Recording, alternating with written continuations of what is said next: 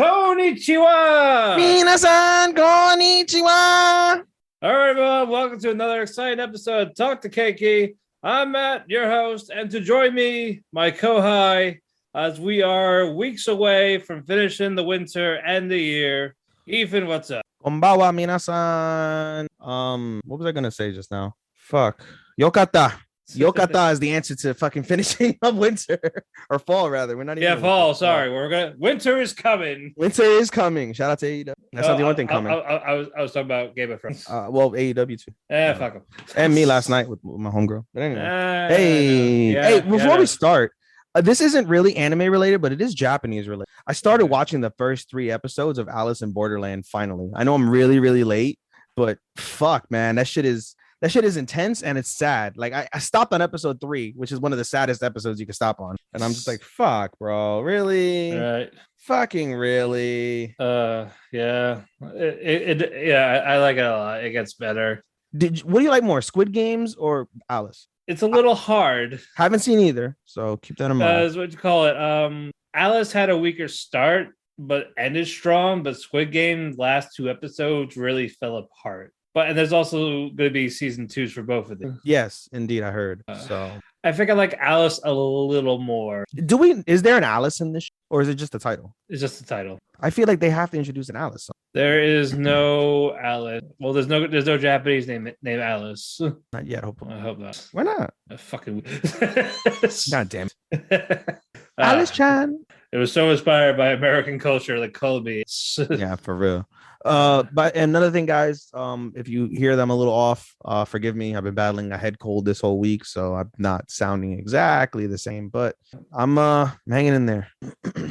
We do have some sad news. Our editor got into a car accident, so that's why a cop hit him. Goddamn. Of all people, a fucking cop. So because of this, that's why we have had the last couple episodes up. So we do wish him the best, but eventually we're probably gonna have to say yeah, we're grateful he's not colored, so he would have been shot. If I had been hit by a cop, I probably would have been shot because I was in the cop's way. Or accuse you of drugs and alcohol. Yeah, fucking what's this? Like, what are you talking about? You just threw a bag of weed. It's all shut up. Like I said, that's why things have been a little slow. So we do wish him the best. Again, just take the time you need. So hopefully we won't have so much for you to pile up on. If not, we're probably going to do this ourselves or find an editor. Now accepting applications or release these unedited. Damn it, that means I have to not say really disgusting and horrible shit about people. Yeah, Yeah, the horror of you. That's hard. I know. I know it's hard for you. I know. It's okay. It's okay.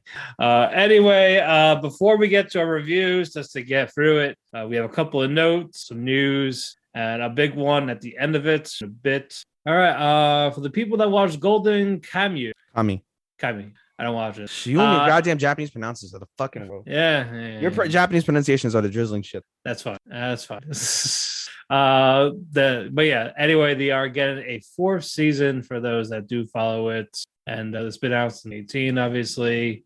We don't know the release date of what. We don't know for when in the year. If you are, quick note, it's really, we should applaud it because not enough animes nowadays can get up to like 2 or 3 seasons, let alone get a 4th season and continue. So that's something of note. You know what I mean? Like something's going right. If it's not a continuous episodic thing like a Boruto or a Clover, even though they do divide it up when they released it, but still, regardless, on principle, that's really like a non-shonen. Yeah.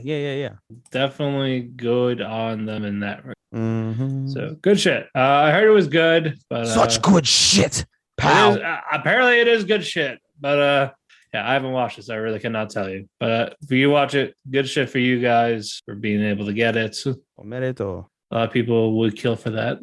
Mm-hmm. Anyway, which studio produces an original anime movie for spring called Bubble? Yeah, I heard. I'm looking forward to it. It's a parkour style movie, which I thought was pretty interesting. That's gonna be, you can only imagine the freaking the graphics are gonna be so wicked.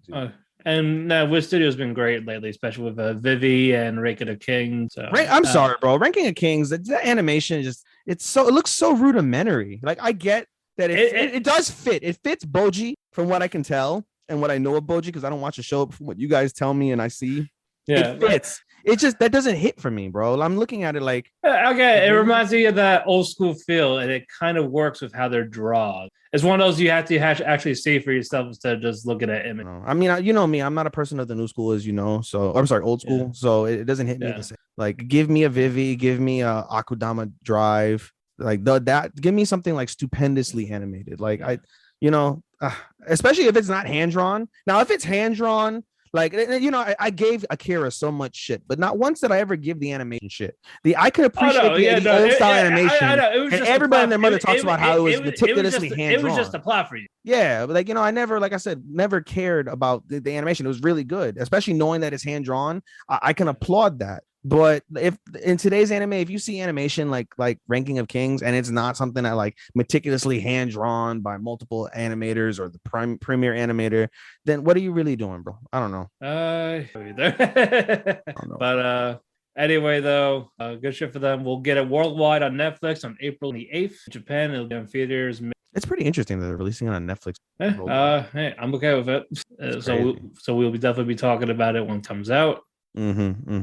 The Yakuza's Guide to Babysitting has a 2022 release date. When it's basically where the house husband, but the guy from Yakuza is taking care of a child. Is it the same guy? No, the voice actor? I don't think so. Is it the same character? Different character, different voice actor. Okay. Is it for people that were bitching about house husband for some unknown reason? Fucking fall off a cliff. Yeah, that. Please. All right, we got another anime movie for summer 22 in theaters. It is called Rudiger in the Attic. Rudiger. Okay. Or Rudiger if you wanted to be French. Okay, for it. It looks more like a fantasy just by... I don't know much about it. I just heard Rudiger and I was like, oh, I watch soccer. I think we mentioned this way back, one of the earliest podcasts. I'm seeing a quick clip. It was freaking what's it called? Remember we were talking about god damn it, the fucking show from Wonder Egg, and you had said somebody, and I was like, oh, it's this name. You're like, what? And I was like, oh yeah, I know from soccer. Oh, okay, that's right. Yeah. Good. Anyway, and then one more piece of news. People are happy. People are upset for some reason. Cowboy Bebop is canceled after once. What a fucking... I still haven't seen it. I watched Cowboy Bebop, the original Cowboy Bebop, in anticipation of watching this, and I've been so behind, so busy. I haven't been able to chance to watch the what's the thing.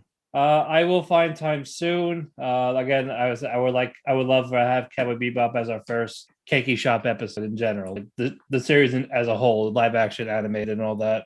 Yeah, I want to watch it as well. I want to be a part of it. It's only 12 episodes, so it's not are the episodes like 24 minutes, or are they all like 50, 40, whatever minutes? I think 40 minutes. 40-minute episodes. Okay, so yeah.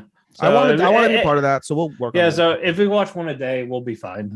That's another thing. I got to finish JoJo. I haven't finished JoJo. We haven't even got a chance to do JoJo. I've just been behind. Yeah, I will watch JoJo soon. Probably over the weekend, binge it. But I'm definitely... What I'm hearing, it's been great, which is good because the manga for part 6 was really shitty. Really? Yeah, I wasn't too crazy about it, but I'm hearing the anime adaptation is doing well. So okay. That's always good. They're up to part 7, the end of part 7, right? On the manga. End of part 8. God, are they in the future now? Are we in like 2050? I can't tell you anything. I mean, this is like what 2000. Part 6 is 2000, like 10. That's the fate. With what happens in part 6, I cannot tell you. You could tell me the fucking year. No, I really cannot.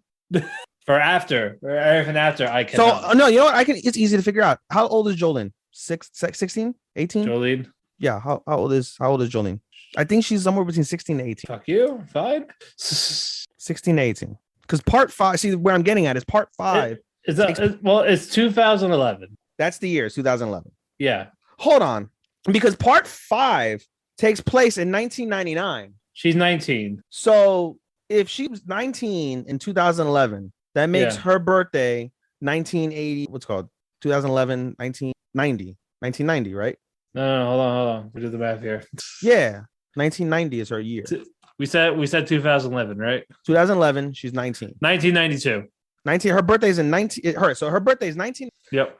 Part 5 happens in 1999. So she's 7 at the time of this happening. And it's crazy because not once. I mean, I haven't finished part 5, so they don't mention anything about JoJo being married or having a girl. Or to be fair, he's a shitty dad. Is he? Oh, okay, I didn't know he's a shitty dad. Yeah, that's funny. That's what Matt said. Shout out to you. Or not Matt. Fucking Marte. My bad. My bad, Matt. Yeah, fucking Marte, cocksucker. Anyway, he said that. He's like, oh yeah, JoJo's about shitty dads when you really think about it. I was like, you know what? That's a good fucking point. I didn't realize. No. I didn't realize. What's his face was it? Yeah, but what you call it with the timeline for 7-8 again? That's where I can. That's fine. You have to. Okay, they gotta be in the future. They gotta be in the future because if there's if every part is skipping 20 years, then all I'm gonna say is just finish it and then tell you. Right. But Cowboy Bebop was canceled, even though they were promised more seasons. Were they? Yeah, I think they're gonna get like more seasons. Wow. Did they introduce Ed at the end? Right? I heard she barely had a part. I know that. I know she barely had a part, but they made her terrible. Oh, no wonder why people were fucking bitching because a lot of people. I hated Ed, so I don't give a fuck. No, I hated Ed, motherfuckers. She serves one in the middle of Cowboy Bebop. She serves like one decent point, and then at the end, with her story, she served another decent. Other than that, I found her completely fucking useless. Save that for down the road. But they tried so hard to make her like how she was in the anime. It does not fit live action. As this very campy Spy Kid shit, like that over the top campy shit, and it did not transition well from animation live action, so that's why it's fucking cringe. Yeah, I know people like this. A lot of people hated it. I haven't seen it yet. From when you hear us talking, if something's adapted, change it. I don't care. Just make it. I really, that's my fate. Just make it. I don't really care for freaking live adaptation. You can count on maybe 2 hands, maybe the amount of good live action, maybe. Like the only one I ever know, and I've never seen the series, is Genshin. Am I right? Genshin Impact. There's a live action. I think. What's the one there's one on Netflix? Don't you mean Rurouni Kenshin? Yeah, that. Sorry, my bad. That was good. That's the only one I've ever heard of that's never really received hate, from what I can tell. That one's great. Only one. That's the only one I've ever heard that's like really good. Yeah. I couldn't name any other ones. Can you? Not off the top of my head. I will say the Death Note, not the American one, the Japanese one. The second movie is how I would have ended the actual anime because they did that differently. I don't know. Actually, no, you haven't seen it. Really, I haven't seen that. It. No, yeah. It's on my list one day. One day I'll watch it. Yeah, so I can't really explain it, but yeah, they ended that a better way than the anime did. Mm-hmm. So I would have taken the ending from that, but I would have to get back to you on live action for good because I can't name my head. But it's definitely Kenshin for a big one. Good shit on that. But again, we will talk about it sometime next month. The actual Cowboy Bebop. We'll probably have a guest on it, maybe Angel or Marte or both of them. Get the whole group in. But that is it for notes. It looks like or notes and news. But when we get back, we are going to talk about our spring. Not our spring stuff we're watching separately. And we actually have a couple of series that have finished to those. Alrighty. Shut down because I have more. Yeah, basically. Although you might be cutting off. You cut off Heike Story, and I'm done. No, you still have more because I'm done with. Heike Stories though. I picked up Otome. Oh yes. Well, we can watch it. We can. Oh, let's do that first. Then you're caught up on that, right? Yep. Oh, let's do that first on when we go do our ones that we're doing together. I like it. Yeah, so that saves us a slot for. Yes, it saves me a slot. That saves me a slot, and then I'm done with Tawawa. So and we're done with Doki-Chan. Yeah. Here, and we're picking up Demon Slayer. Yes. Okay. So we lost one, we gained one. All right. Yeah, you're still going. Let me rearrange the list while you talk. So go ahead, buddy. Alrighty. Lupin the Third. We get more Sherlock stuff, but this time a little backstory with Jigen of how he knows Lily because he protected like a bodyguard type. After we find out what happened with Watson, like how he actually died, and Jigen is basically the main thing of the story was that his gun he's had for years is finally cracking. He can't take the special bullets that kill people, so he has to downgrade the Magnum. So he has his regular ones that it's gonna break. So it's like, and the guy can't fix the gun because it's an obsolete model. It's like, I can give you this new one, and he's just like, no. This is my partner. Like we go way back. He goes with me. If only life was that easy. Like I can get you a new partner. Like, do so much with this. Yeah. Oh, this is with a gun. So, but anyway, he's basically there to protect Lily, a gang that a killer. Basically, she's going back to England, back to Sherlock, because she was in schools in a different country. And the hitman knocked the Scotland Yard out to basically try to kill her. But Jigen was there, had a sniper, shot him. And they show a lot of deaths with the guns. So I like that. I think it's cool in that. But basically, he finds his old rival that's trying to hunt him down. Jigen has Lily with him in the car. And she's like, why do you do this type of thing? That you know, you're going to die at any minutes. It's like, I guess the thrill of life, basically. Nothing like it. It's true. Like, he's been doing this for years. And that's where he gets that adrenaline rush. Like he acts calm, cool, and collective. Like, yeah, he's terrified. It could always be his last one. He has a showdown with the rival. His bullets are not doing that much. Like, he's not piercing his Kevlar type of thing. So he actually pulls out his original bullets. I was like, all right, well, I knew this was gonna happen one day, so may as well be now. And he puts it in the vein. He shoots it. The gun blows off. But the tip of it, like the front end of the gun, the front end of the gun, like pierced the guy in the chest with the bullet. So that gun's broken, and he killed the guy. Eventually, it ended with that he had, like, the guy was able to get the same gun, like, custom made. Like, he had to go for a bunch of people to get all these parts. So it was like good as new.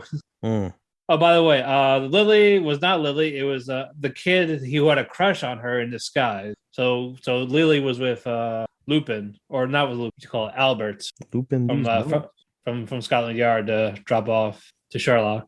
So it ends right there, like a little flashback. I figured to go to a different heist for right now. I think the Sherlock stories are Lupin these nuts. So good stuff from that one. Night Beyond the Tricornered Window. We picked up where we left off. Thank fucking God.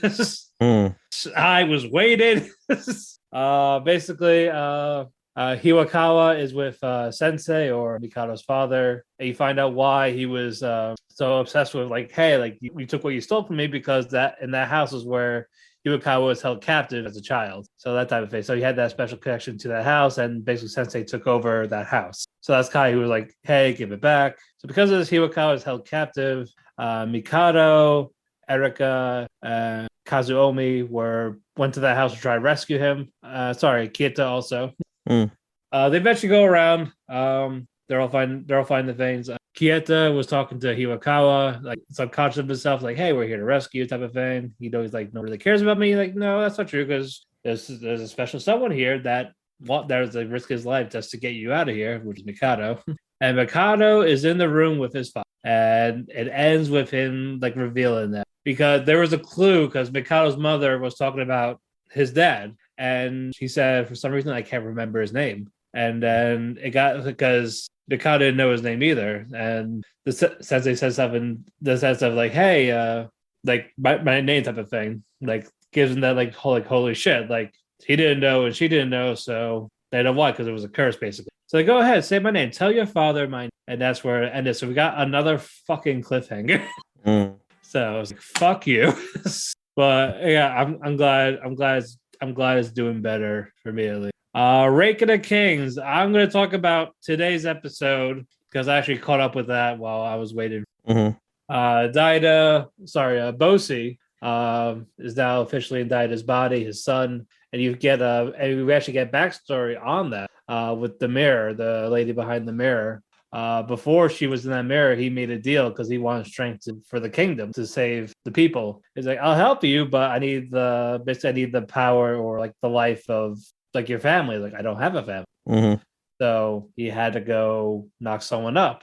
And that son is Boji. So because of that, the deal he made with her, that's why he's small, can't speak, can't hear. So because he had to knock someone up, Boji is alive, and that's why Boji. That's because that's his actual family. Because it had to be a family member. So basically, he's basically using his kids as, like, future sacrifices for whenever his original body dies. So, yeah, terrible father.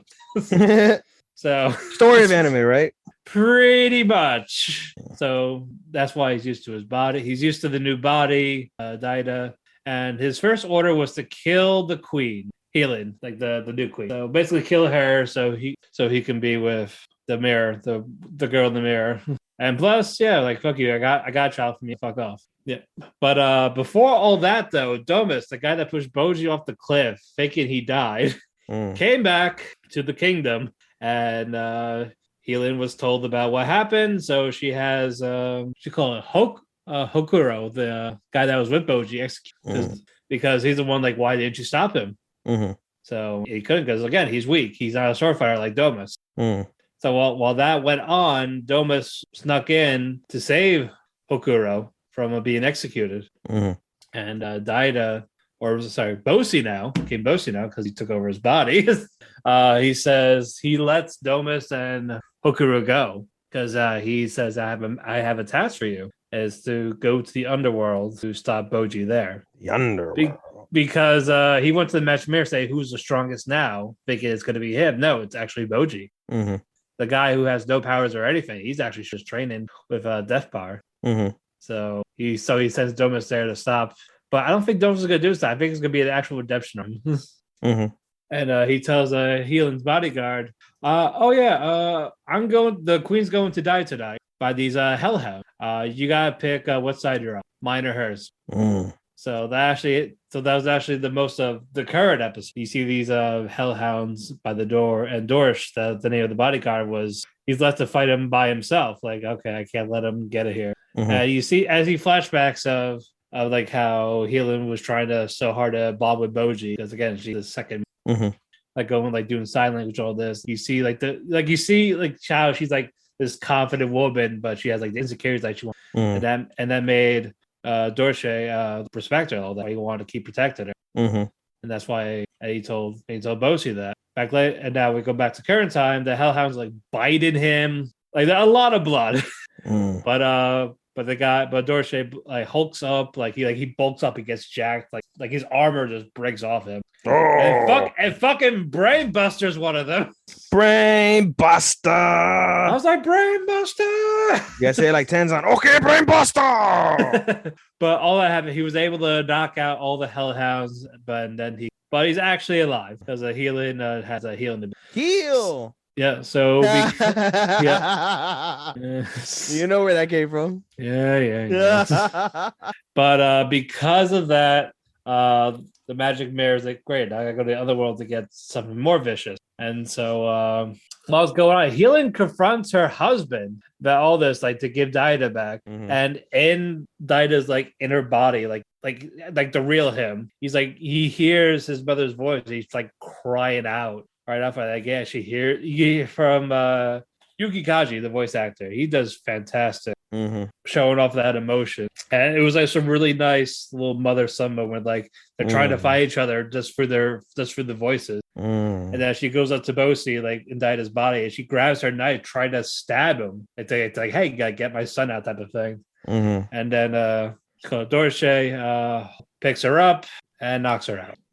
Because basically, like if you're gonna stab your own son, despite Bosi taking over the body. So she was getting upset about that, give him back, type of thing. And then Bosi says, "Oh yeah, by the way, we're gonna have stronger demons coming from the underworld. So either you stay here and die, or leave with her and buy you some time before I kill her."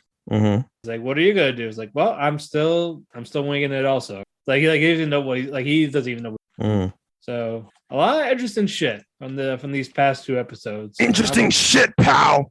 Yep. Yeah, unlike the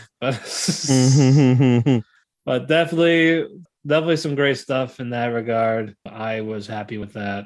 All right, Visual Prison. All right, Oz is done recording.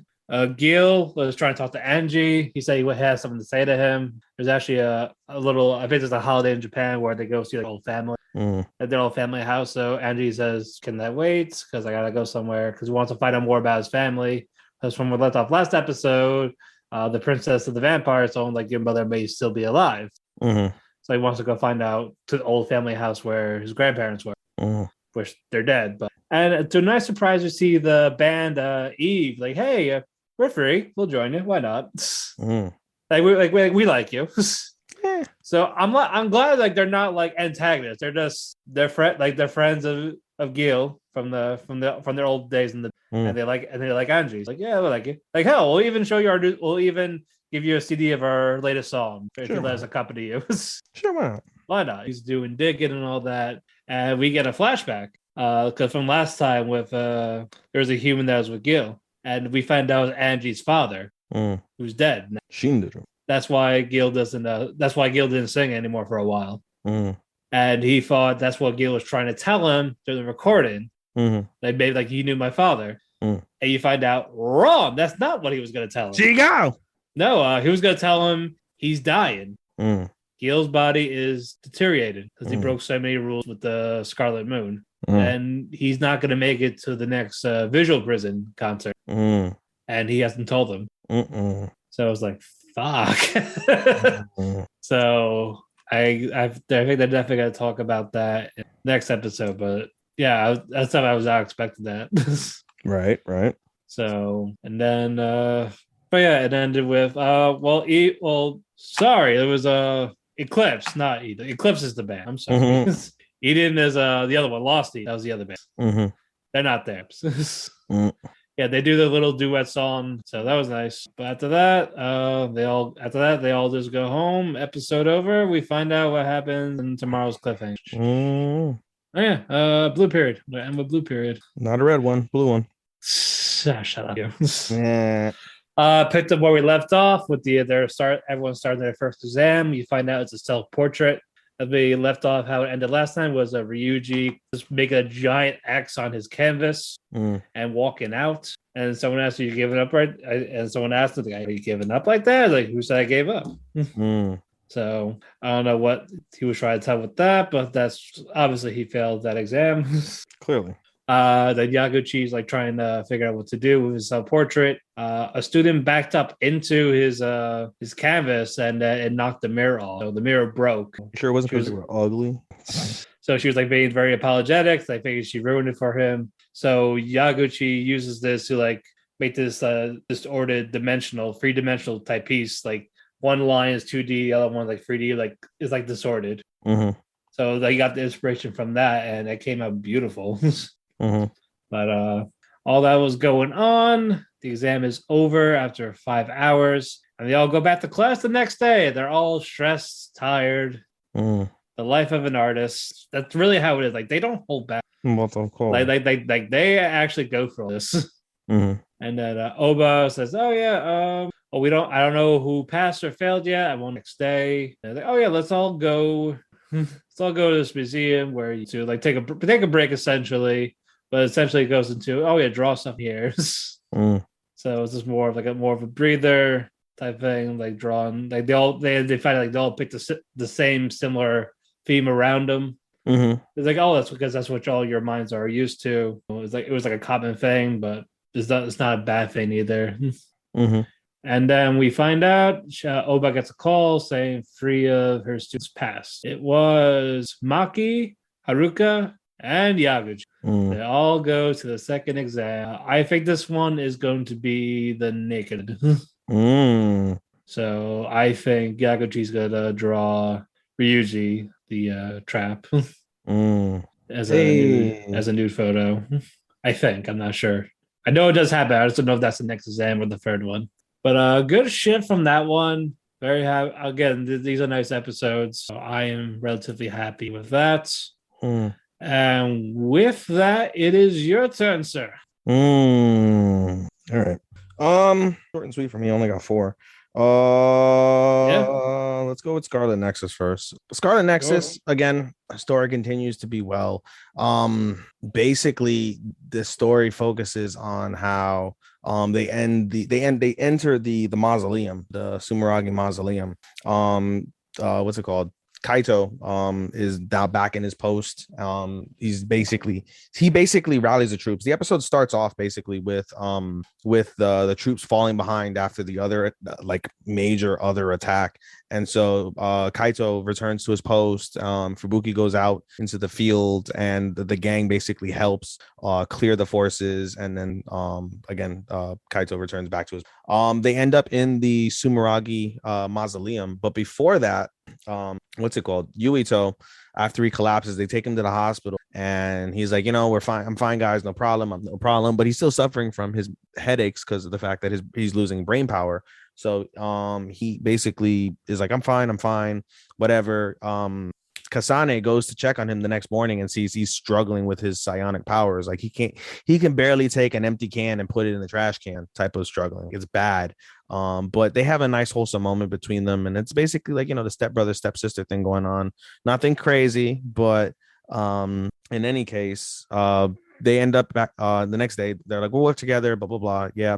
So they rally, they end up in the mausoleum, and the mausoleum ends up being like a hell because basically they go through different stages of the mausoleum. And in essence, they end up reliving like all their worst times. Like what's it called? Like Yuito sees Yagi or Nagi, sorry. Yuito sees Nagi. The gang ends up seeing like different parts of like their fucked up realities. Kasane sees her sister, and then in the end, in the final room, they see Karen. And they see Karen and the other kid. I forget his name. I always forget his name, but he's part of Yuito's platoon. And we see them get experimented on, and they end up feeling the pain of their experiments. And they basically end up seeing Karen's life from the time that he was experimented on to the time that he lost the love of his life. And they experience his heartbreak, and they're just all in pain and they're crying like it's like a hell, basically. It's like a torture. After that, though, they end up fighting out of it, and they end up at the base of the mausoleum, and they're in front of the chamber where supposedly the ancestor is located. I forget his name off the top of my head. But they end up putting the key next to the tomb, and the tomb opens up and it awakens the ancestor from cold sleep. And the ancestor takes off his helmet, and more than likely it's not Karen, which is very interesting. And the episode ends there. The newest episode, as we record today, is Thursday, so the newest episode is out on 2 days. So, and that's right. A heads up for you guys. Again, as I said, we're recording on a Thursday. The newest episodes of Platinum End, Aqua Taupe, World's Finest Assassin. I've seen those, but I will save them for next quarter. And Komi, yeah, Matt is basically caught up in everything. I'm not caught up because life has been hectic for me. But we'll talk about those next week. So stay tuned for that. But in any case, that's where we're at with Scarlet Nexus. Banished Hero is pretty good. Can't lie. Banished Hero's been getting better for me. It's like a very solid 3 out of 5, but it's really good. Basically, we see Hero. She takes Rudy. She takes the Devil's Blessing, and again, as a reminder, the Devil's Blessing basically it suppresses your blessing while enhancing the Devil's Blessing. Eventually, the Devil's Blessing takes over, and you lose all sense, and you become like a demon. But because Rudy is immune to it, she's not affected in the same way. Also, she knows what happens with the curse, but she's just so tired of being a hero. She wants to be with her brother. She wants to leave the being like painless, emotionless girl. So she takes the drug, and she ends up going over to the city where her brother is living, unbeknownst to that she was like, oh, we're gonna break out the creator, or I'm sorry, the maker, the drug maker. We're gonna break him out and have him make me a steady supply. So she basically wants to be hooked on this drug, which is pretty wild. Right. She even leaves her hero badge. She kills basically the demon that came to see her and gave her the drug. She kills him, leaves the crooked fucking guy, and then leaves one of the other people from the party and just takes her and the other little tiny girl. I'm not giving you guys names. No one of consequence. Ares is the bad guy. The really crooked wizard. So he leaves Ares, leaves the other person, takes one of the little assassin, and they go off to their land. And what's it called? Does it say where they're at? No. Any case, we'll keep on going. They go over basically to the land where they're at. The episode kind of focuses on Rudy and Red. Or not Rudy and Red, sorry. Red and Rit. A lot of R's. Red, Rudy. And then there's somebody else, I think that's an R. But in any case, the episode focuses on Red and Rudy. Or not Rudy. Fucking carajo. Red and Rit. Red and Rit. They're, oh God, dude, they're in the running for couple of the year. They're not couple of the year, to me, a couple of the seasons. Sorry. They're not in the running for a couple of the season. That's clearly going to be, I really truly believe, Tamahiko and Yuzu. But they're in the running because they're it's an adult relationship, dude. Like they make out, they're in the tub together, there's sexual tension. They allude to that they have sex, but not in like a clear way. Like you can make your own assumption. The anime tells you nothing. The anime tells you nothing that they've had sex. You know, you can tell there's like hints, like the body kept in the chemistry, like the body language, the chemistry, etc. Like that's how you can tell. So, but no, they're a really good couple. They kiss under snow and everything like that. So it's really, really adorable. Anyway, so Rudy basically comes into town. She asked the little assassin girl, like, oh, we need to come up with covers and don't call me a hero, just, you know, I'm a regular traveler. But despite of that, rather, she keeps like basically making herself known. Like she fucking easily defeats some knight, she cures somebody, I think, and then she easily breaks out the fucking drug maker. Just 1, 2, 3, 1, 2, 3, 1, 2, 3, super easy. And she's basically like anything to blow her cover. She's basically been fucking doing it, but she doesn't blow the cover. Meanwhile, the little assassin girl has a run-in with Red at like a bar. Red's there having like some dinner and having a drink with a friend of his, and like they both take note of the fact, like, oh, these, like, that person's a professional, like they know how to kill, they're a real warrior, or they're a real adventurer. Like they take note of that, and the adventurer goes to Rudy, unbeknownst to Rudy that that's Red, his brother, or sorry, her brother, whose real name is unbeknownst to him that's Gideon. And so she's like, listen, we're gonna have to either get him on our team or we're gonna have to kill him, one or the other. And she's like, well, we'll deal with it when the time is right, whatever. And so the episode ends with them like saying, she's like, listen, I want to give the drug maker a potion to heal him. I don't want to use my healing magic, so we're gonna go get these potions. Let's go to the apothecary again, where Red is. And so the episode ends with her walking into the apothecary and seeing her brother, and for the first time ever in the series, again, as I mentioned, she's an emotionless like girl, doesn't cry, doesn't fear, doesn't nothing, right? She's just stone faced. For the first time, she lights up like a true like little girl. Oni-chan! And that's how the episode ends. Ruti, and right. And so that's how the episode's a good episode nonetheless. Again, the series, Boruto's all right. So basically, the episode, this last week's episode, the coronation of Sarada. And so actually, I didn't talk about Boruto last episode, did I? No, I didn't talk about it. Well, I'll go over it briefly. Basically, Denki uses some fucking Terminator suit and manages to defeat Tsubaki, the warrior from the land of the samurai. It was an okay fight, but it basically shows like how scientific ninja tools plays like a huge factor in that world's, that version of Naruto, of Konoha. So and so basically Denki, Wasabi, Sarada, and I forget the other guy's name, Hoki. I think, yeah, the guy's name is Hoki. They all four become Chunin. They get the vest. And so basically this week's episode starts where Sarada's in her room, like, or in the house, and she's like, she's looking at her vest, she's all excited, and what's her face? Sakura's like, hey, yeah, your coronation's in 3 days. Can't wait for that. Yeah, and she's like, oh yeah, finally Konohamaru can go away. And so she's like, oh, Konohama Sensei. She's like, yeah, he doesn't have to look after you anymore. You're going to be the new captain of the team, and you guys can go on individual missions and take on 8-rank missions by yourselves, etc. So it'll be cool, whatever. But her and then the rest of the gang, they feel like a sense of like loss. They really like love being under Konohama. So they try to go celebrate with him, but he's not in his office. They find out from Sai and Shikamaru that he is on an escort mission with Mirai, and that he'll be back in 3 days. So and that's way past the coronation. So they get sad, and Shikamaru was like, I understand how you feel. Just when he gets back, go out for a nice relaxing dinner, and reminisce and all that stuff. And they're like, yeah, whatever, it's all good, whatever. Meanwhile, the situation's gone awry in their escort mission. Basically, they end up going into a town that's currently run by like some drug lord, or not drug lord, by some like thief lord, whatever, some sort of criminal mastermind. It basically has the village hostage. And so they poison Mirai, and Mirai returns to the village and almost dies. Sakura manages to save Mirai. Mirai tells as much information as she can, but she's obviously weakened because of the poison. And so word spreads fast of what's happening. And so Naruto, Sai, and Shikamaru, like, I don't understand why, like, Mirai and Konohamaru couldn't take care of this. Like, this is something they could have taken care of by themselves. Perhaps there's something going on. If there is, we should send reinforcements. At that moment, Boruto and Team 7, they bust in the door. They're like, please give us the mission. Let us save Konohamaru sensei. And Naruto's like, all right, no problem. And then what's his face? Sai's like, really? Are you sure? They're like, yeah, they've worked before. Like, that's their captain. So they obviously had chemistry, and that'll bode well for trying to save him. So that's fine. They have Sarada, who's now Chunin. So go ahead. Right. And then Shikamaru was like, I got no problems with that, whatever.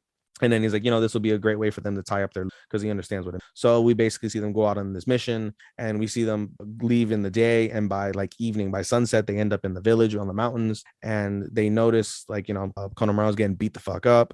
And you see like a shot of him getting like beat up. They're basically trying to get information on the sensory system out from him, but he's, being a loyal guy. He's not going to tell them shit. So he's going to keep getting beat up. But then they're like, all right, let's go beat up the hostages. So they go to beat up a hostage. Konohamaru's like, damn, I guess I'm gonna have to fight now for real. So he starts weaving signs when all of a sudden a fog comes in. And right before the fog, there's a shift in the winds. And both the Team 7, the rest of them, they figure out like, oh, there's a shift in the wind. Like, that's not, I wonder what's going on. And a fog comes in. And so basically it's kind of like a natural like fog. They realize like when the sun goes down and becomes nighttime, a dense fog covers the village during the night. And they use that to beat up all the gang members, and they save all the hostages. They save all the hostages, beat up all the gang members except for the lead. And then basically they send Konohamaru, and he Rasengans the fucking lead guy. Super easy. 1, 2, 3. Kills him. No, not kills him, but captures him. No problem. And along the way, he's like, oh, great work, guys. Like, like, hey, we knew everything you were going to do. Like, we're going to keep your legacy on because we appreciate everything you've done, blah, blah, blah, blah. Makes Konohamaru cry because, he's like, oh, you guys have matured so much. I can't wait to see what you do. It was very wholesome, very, very wholesome into the episode. And that's that. So that's Boruto. And then finally, 86. 86 is this week's episode shows them in the death battle. And so basically it's a German name. There's a lot of German names, and I can't really speak German. Like, I'm not good with it. So, but basically they're in the plane, they're flying, and all of a sudden they get beat by the Legion, and they're like, well, we're gonna have to make some evasive maneuvers, so we're just gonna fucking drop you here. They're like, wait, the plane's still moving. They're like, yeah, we know. Fucking airlift. Boom, they drop them. They're like, oh shit. But they end up, they're safe. They parachute in, no problem. And at that moment, the plane tries to make its evasive maneuvers and then goes dark. So basically everybody in HQ thinks, oh shit, the plane is down. The plane is dead. All those people inside are dead. So basically, the 86, they go into the town, dispatching fucking a Legion one after one after one after one after one after one, easily, no problem. And they finally reach the site of the Morpho, the giant railgun. The Morpho begins to go off, and then suddenly shuts off. Shin is like, what the fuck is going on? And when he looks at the core is basically dead. And then he's like, what the fuck is going on? And then you hear Frederica scream at him like, go away, look away. And he's like, huh? And he looks at the corner of his eye, and over yonder, like over on the hillside, it's another Morpho, and the Morpho shooting at it. He's like, everybody retreat. So they all retreat. The Morpho shoots its gun, obliterates fucking everything, just obliterates everything. And fucking basically, according to HQ, they disappeared. So they're like, oh fuck, we're dead. Like, oh fuck, we're fucked. Like, they're just like start going into panic mode. They're like, well, listen, let's start doing this. Basically trying to save their own asses. And the president of the fucking of the Federation is in the same thing, because he's, like in America, like not only is he the president, but he's the commander in military. So he's there. He tells them, he's like, no. He's like, we're not doing this. He's like, you guys made me president, and with that comes a responsibility. And he basically tells every member of the military off, saying like in kind, eloquent words, like, you guys are pussy. This is not how I want to do it. Like, this is not the way you should do it. You guys have sacrificed all these people for your own asses. And he's like, and he basically said, he's like, if you think that in a moral way to survive is a way that I want to survive, then you guys are all going to die here with me, along with my ideals. His exact quote. Fucking powerful shit. That he's just like, oh, you motherfuckers are so fucked up and racist and pieces of shit that we're going to die together because you guys are fucking cunts. Like, you have to use that word. Sorry, Sean. Have to use that word. Anybody that's a racist, you're a cunt. In any case, so he says that. And what's it called? The screen comes up. They're like, oh, they're not dead. They're alive. And the president is happy. President's name is Ernst. So Ernst is really happy. And so basically, now that they know where the Morpho is, Shin tells the 86, like, shoot all your weapons at the thing. So he basically uses it as a distraction. He goes charges head first toward the Morpho. The Morpho easily takes out some of those shells, and then like another like air bombing happens and hits the Morpho, but it doesn't damage the Morpho at all because the Morpho is pretty fucking OP. But Shin is there, and basically at the same time we see the Frederica's former handler, who's basically a member of Shin's clan, and he's like, oh, this is me nothing, I'm gonna kill you guys, whatever the fuck, like he's just talking, right? But at the same time you see Shin coming in and he's trying to defeat Shin's like just fucking brum rushing, like he lost his shit, like everyone's like Shin, they're calling for him, he doesn't hear shit, like he's going in, bro, like he's gonna go for this fucking kill, and he's willing to die along with the Morpho. And so Legion HQ, which was new, they tell him like fall back. He's like, no, I'm gonna kill him. They're like, no, fall back. If you use your gun, not only are you gonna kill him, but you're gonna kill yourself and destroy our Morpho. Don't do it. He's like, I'm not gonna listen to you. I have to kill him. And all of a sudden, Legion HQ shoots a rocket at Shin to stop his progression. So it stops him in his tracks, and they're like, no, you're gonna retreat. And they auto lock the Morpho, and he's forced to retreat. And so Shin is like, well, fuck, this sucks. And so along the way, as the Morpho is retreating, you see the pilot start thinking of the past when he was with Federica as a kid and all the events that happened in his past life before he became part of the League. And he tells himself out loud to Shin, he's like, I'm gonna leave everything that you love, I'm gonna destroy everything you love. I'm gonna leave you completely alone. Your life will be in shambles forever. I'll kill you. Right? Powerful shit. Meanwhile, what's even more powerful is that the 86 want to go after the Morpho. They're like, listen, that wasn't part of the mission. Like HQ's like, that's not part of the mission. You guys should come back home. You're alive. That's great. Come back. They're like, no, like they're like, literally, why are we gonna go back and not fight when we, like, if we don't kill him today, then we're gonna die tomorrow? That's stupid. We're not gonna do that. So basically they're like, all right, we're gonna go. They're like, it's not part of the mission. They're like, it doesn't matter, we're still gonna go. And they're like, well, we tried, what it is. And disconnecting along the way, we see that same captain they were talking to go to their captain, like a really nice captain, and she was the pilot of the ship. They're all alive. I don't know how, but they're all alive. And basically he was just talking shit along the way, like, and we find out that that commander rejected the general and said, it's like, what kind of woman falls in love with a man who leaves her before they even get married? They're like, you were supposed to get married, and instead of a wedding dress, you wore a funeral dress on the day of your wedding because your husband died. Like, it was that's savage, super savage. And she's like, and the guy's like, I don't want to see anybody make you cry again other than, like, super savage, crazy. And the woman's like, you're such an asshole, mad, but she's sad because of what he just brought up.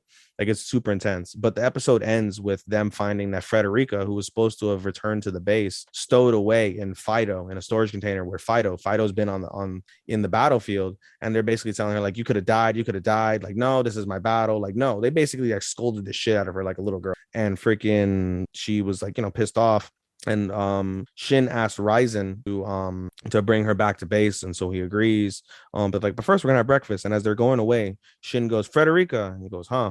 And he hands her the pistol, and they're like, if your journey back becomes too much, then use it on yourself. And it's shocking, right? And Frederica's like, I'm not gonna die, it's too heavy for me. So like, I don't want to accept that. You take that, because that's the weapon that you loved anyway. Like, it's like super powerful. And that's how the episode ends. So the next episode they're gonna go on another death march toward the Morpho. And by the way, I credit you, Matt, because you basically said that they're gonna go on another break, which is gonna basically extend it. For the last 3 weeks, they've been doing every other week. And like you said, the pattern's they're probably gonna do 86 every other week the rest of this. 3 more episodes to go. I think it's a 12-episode series, and now they're on. I was like, it needs to finish up before. Yeah, this was just episode 9. Our final year.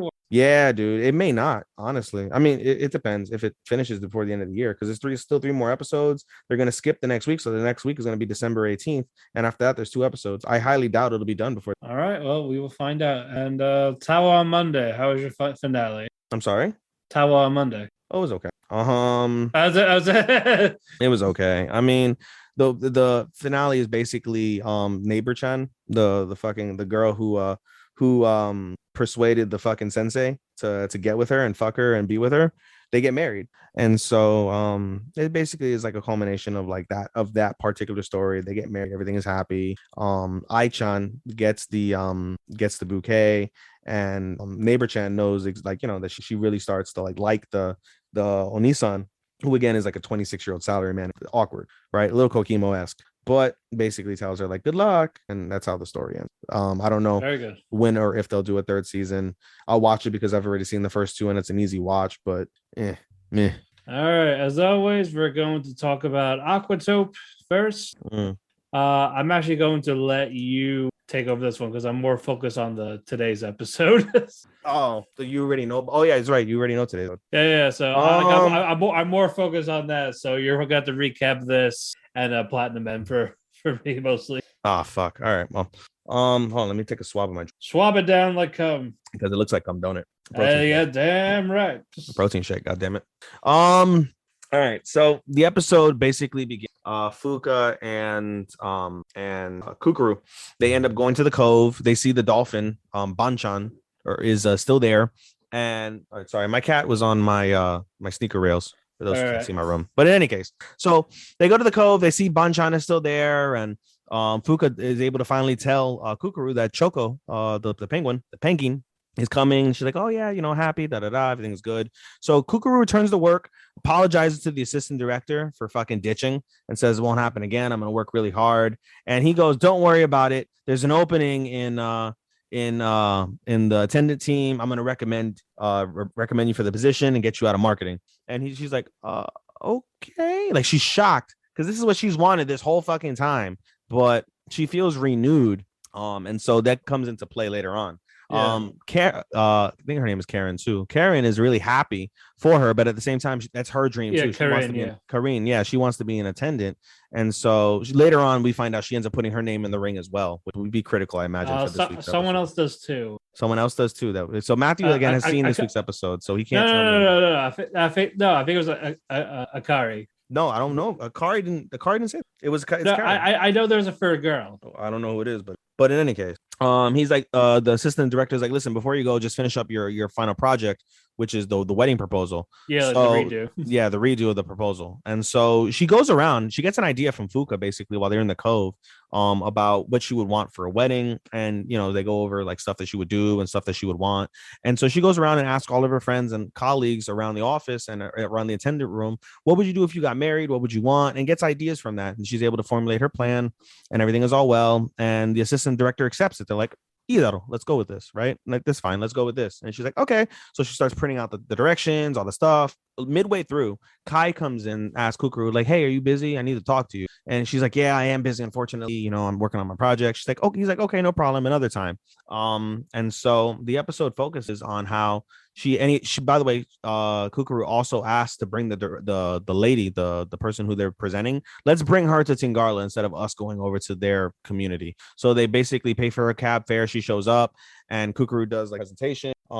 And she's like, this is all fine and dandy, but I want to talk about the presentation. So they go into the room, and like there's a back and forth between them. They go back and forth. She like counters every point that she has, and then basically tells her like, listen, at the end of the day, like you're gonna be surrounded by like dozens of fish. You're in a dome. There's going to be sand underneath. Like it's going to be like almost like a beach wedding. It's going to in essence look like you're getting married under the sea. Like, why do you need decorations? Why do you need all this stuff? Like, you're getting married under the sea, dude. And basically persuades her at the end of the day, like, fine, let's go with your project. It's unique because I've never seen it before. At first she's like, I've never seen that before. And Kukuru's like, oh shit. And she gets like sad, and she's like, but I like it because it'll be unique. Let's try it. And she gets excited. They accept the proposal. Everything is all well. They go out to celebrate, and basically everyone's like, oh yeah, be happy, whatever. Like, all we're missing is Kai, poor Kai. And Kukuru's like, what's up with Kai? They're like, oh yeah, he's quitting. Because like, huh? They're like, yeah, he's quitting because what's it called? His father collapsed and he's in the hospital. She's like, what the fuck? And then she remembers like when Kai asked to talk to her, it was probably because of that. So she panics and she's like, oh my God, I'm so sorry. And she like runs out. She's like, sorry, Fuka, I'll pay you later. Runs back to the aquarium, runs to see Kai, who's basically almost done with his shift. And she's like, Kai, I'm so sorry. I fucked up. I should have listened to you. How's your dad? And he's like, oh, my dad is okay. Like he has to have surgery. And he's like, listen, I'm going on leave. I'm not quitting. I'm going on leave. They told me like it's good. I can come back when he's good. But I would really appreciate it if you're the one to take care of the animals. I would feel really safe. And she's like, I gotta go. And the episode ends with Kukuru kind of just like stuck because now she's like, she doesn't know what to do. She's really excited. Her proposal went through and everything is happy. She's putting more emphasis on her career, but now Kai, who she wants to make happy, and she wants to be with the animals. Like, it's very conflicting. So that's not bad. That wasn't a bad episode. Yeah, definitely nice stuff. But from today's episode, there's definitely and tough and expects in terms of one of the characters. A good thing or a bad thing? It's like you expect it to be the one, but it's the other. Like this is right up this person's alley, but no, you find out the other person. Okay, so, well, let's see what happens. Yeah. Let's see what happens. It's still nice stuff. Well, one episode for me, 2 more for you. It's getting a little weaker, unfortunately. Man, we've already talked about that more. The what? The second half. I say the second half is weaker. Yeah, second half is weaker. Like, this whole week, by the way, and and one thing I've neglected to mention is during the part at the beginning before they return back home, Fukaru. I was gonna say Fukaru.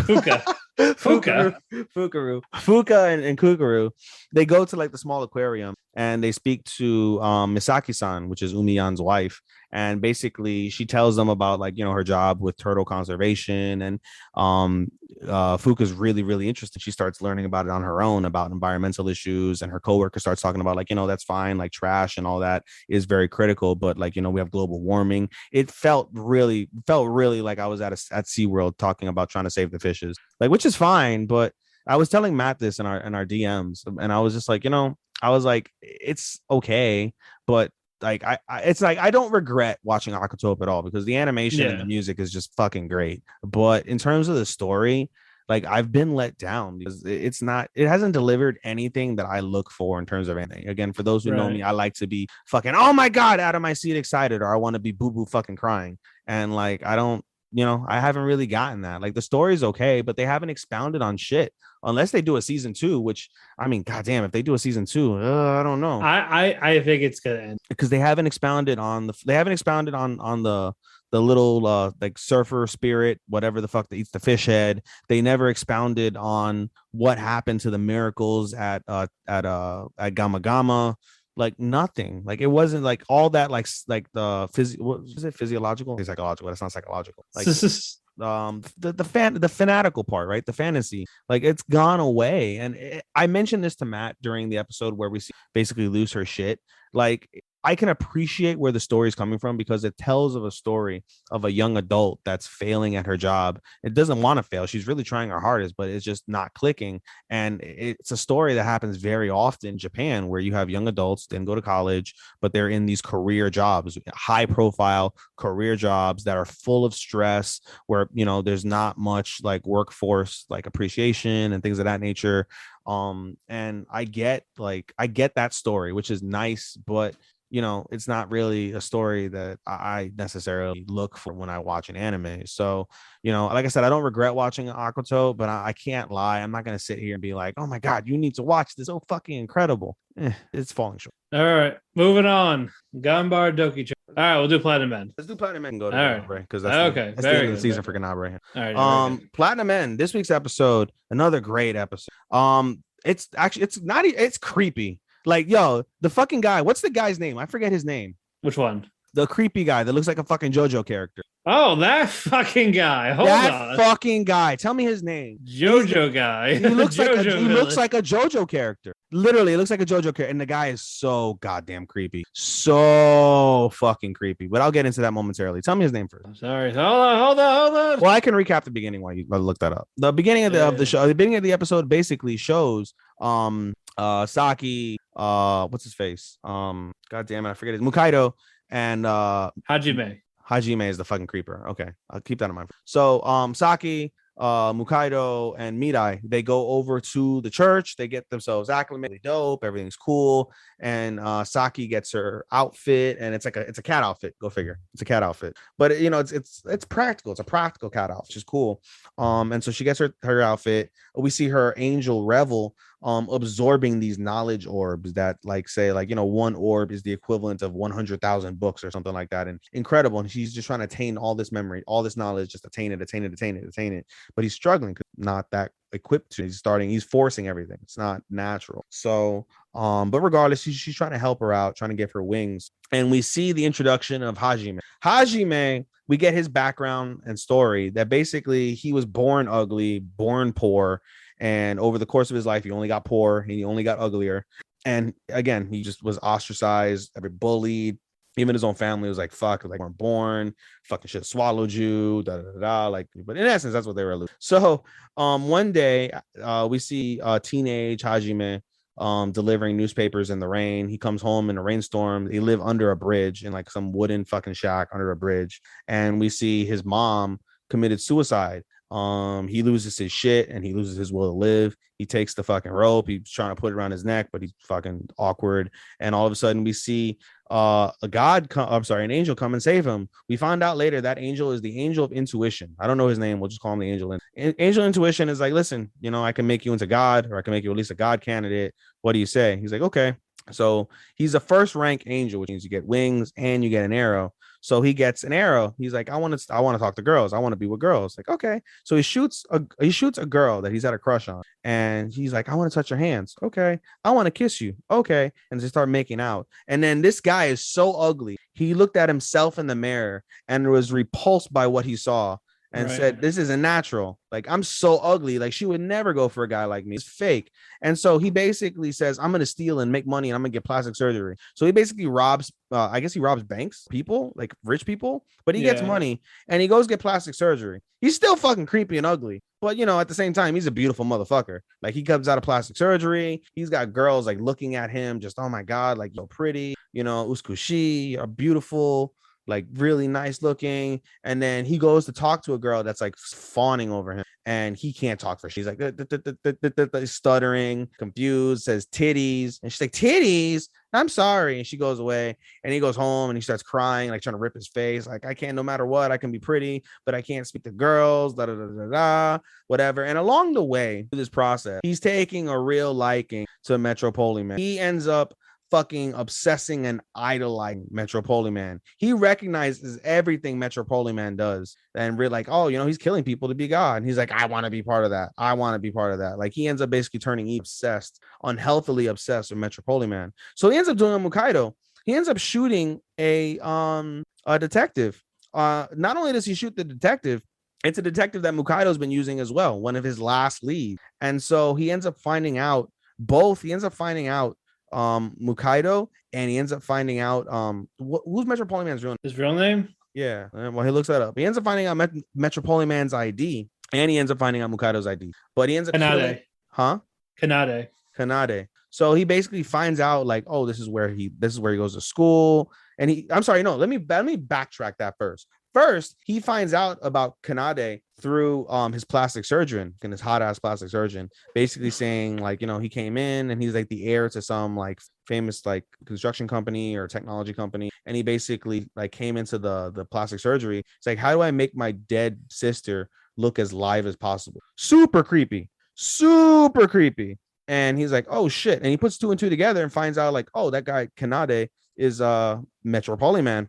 And so he uses one of his arrows, shoots one of Metro Poliman's classmates, and has the classmate tell Metro Poliman, Kanade, like, listen, I've been shot by a guy named Hajime. He's a God candidate. He's waiting for you inside of like, whatever, like ballet room or something. Go see him after class. And Kanade's like, well, okay, that sucks. He uses his white arrow, kills a girl in the fucking school. Just kills her, just like nothing. Cold blind, no, nothing. Just fuck dead. Fucking she's like, oh my God, she's dead. Like, it creates pandemonium. And so during that pandemonium, he ends up going over to the ballet room, but he doesn't quite go to the ballet room. He basically uses one of his red arrows, shoots one of his other classmates, sends him into the ballet room in case it's a trap. And fuck it, that guy can die. And they basically talk, and the guy wants to be his disciple because he loves him. He wants to follow him, like whatever.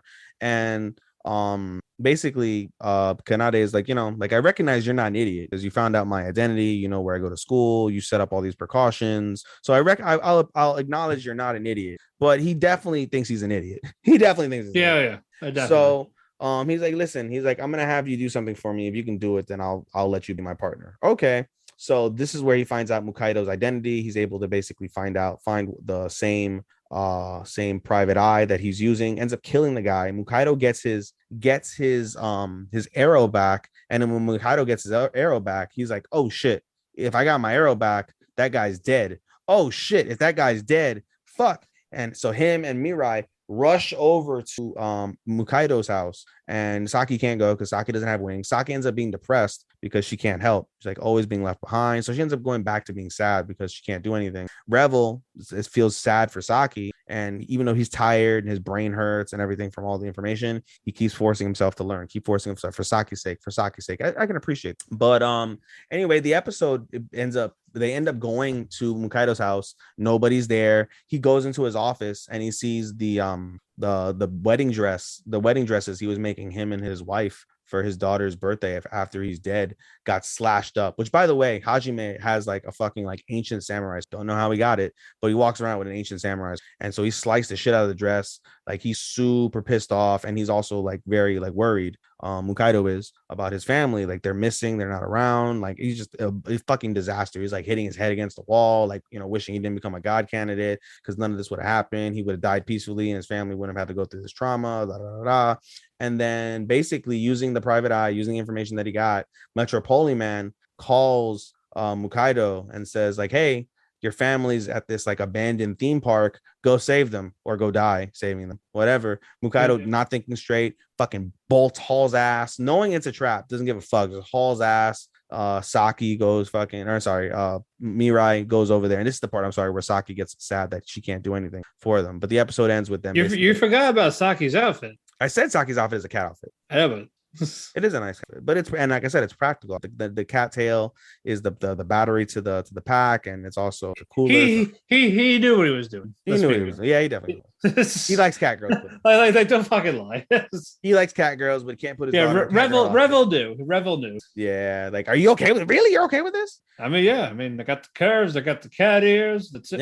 Everything. The cat ears turn into fucking like some like high vision goggles that like is able to track enemies and shit. Like, I forgot what the tail did. The tail, like I said, is a battery and it's a coolant. So basically, like it expels like so she doesn't overheat, and then it's also the battery as well. So the battery's in the back. I love how he went all out for her, but when him and what's his face? So, Mirai got like the latest and greatest like tech suit that was supposed to become part of like the Japanese army, but was cut because of production issues. Okay. It was cut because of like finance and production, but he's got a dope suit. And then Mukaido didn't give a fuck. He's just wearing a bomb outfit. He's literally just wearing a bomb. Yeah, because he's expecting to die. Yeah, he's just, I don't give a fuck. Like, I just need to not die fucked up when I'm gonna die anyway. Yeah, that's how the episode ends. So and you see also the intuition angel. His name is Balta, and he's got good intuition. He basically says, like, listen, if Kanade becomes God, the world's gonna basically almost die. He didn't say it will completely die, but he said the world will almost be dead. So it's super critical that Kanade does not become. Yeah, he's working with him. Yeah, he's working with. No, he's not. He's working with Hajime. Oh, sorry, wrong person. Yeah, the special rank angel that Kanade has is fucking some mysterious basically no rank to like special rank real quick, which is one of like the curiosities of the show. Like, how did she become like that? But I forgot what her name is. Yeah, I forgot her name too. But in any case, good episode of Platinum Man. You seen this week's Platinum End? Was it just as good? Yes, definitely some good stuff. I can't really get into it. But it works for the next episode. Can't wait. Just go Saki. That's all I'm gonna say. Saki-san. All right, moving on. Ganbare Douki-chan. Season finale, ladies and gentlemen. All right.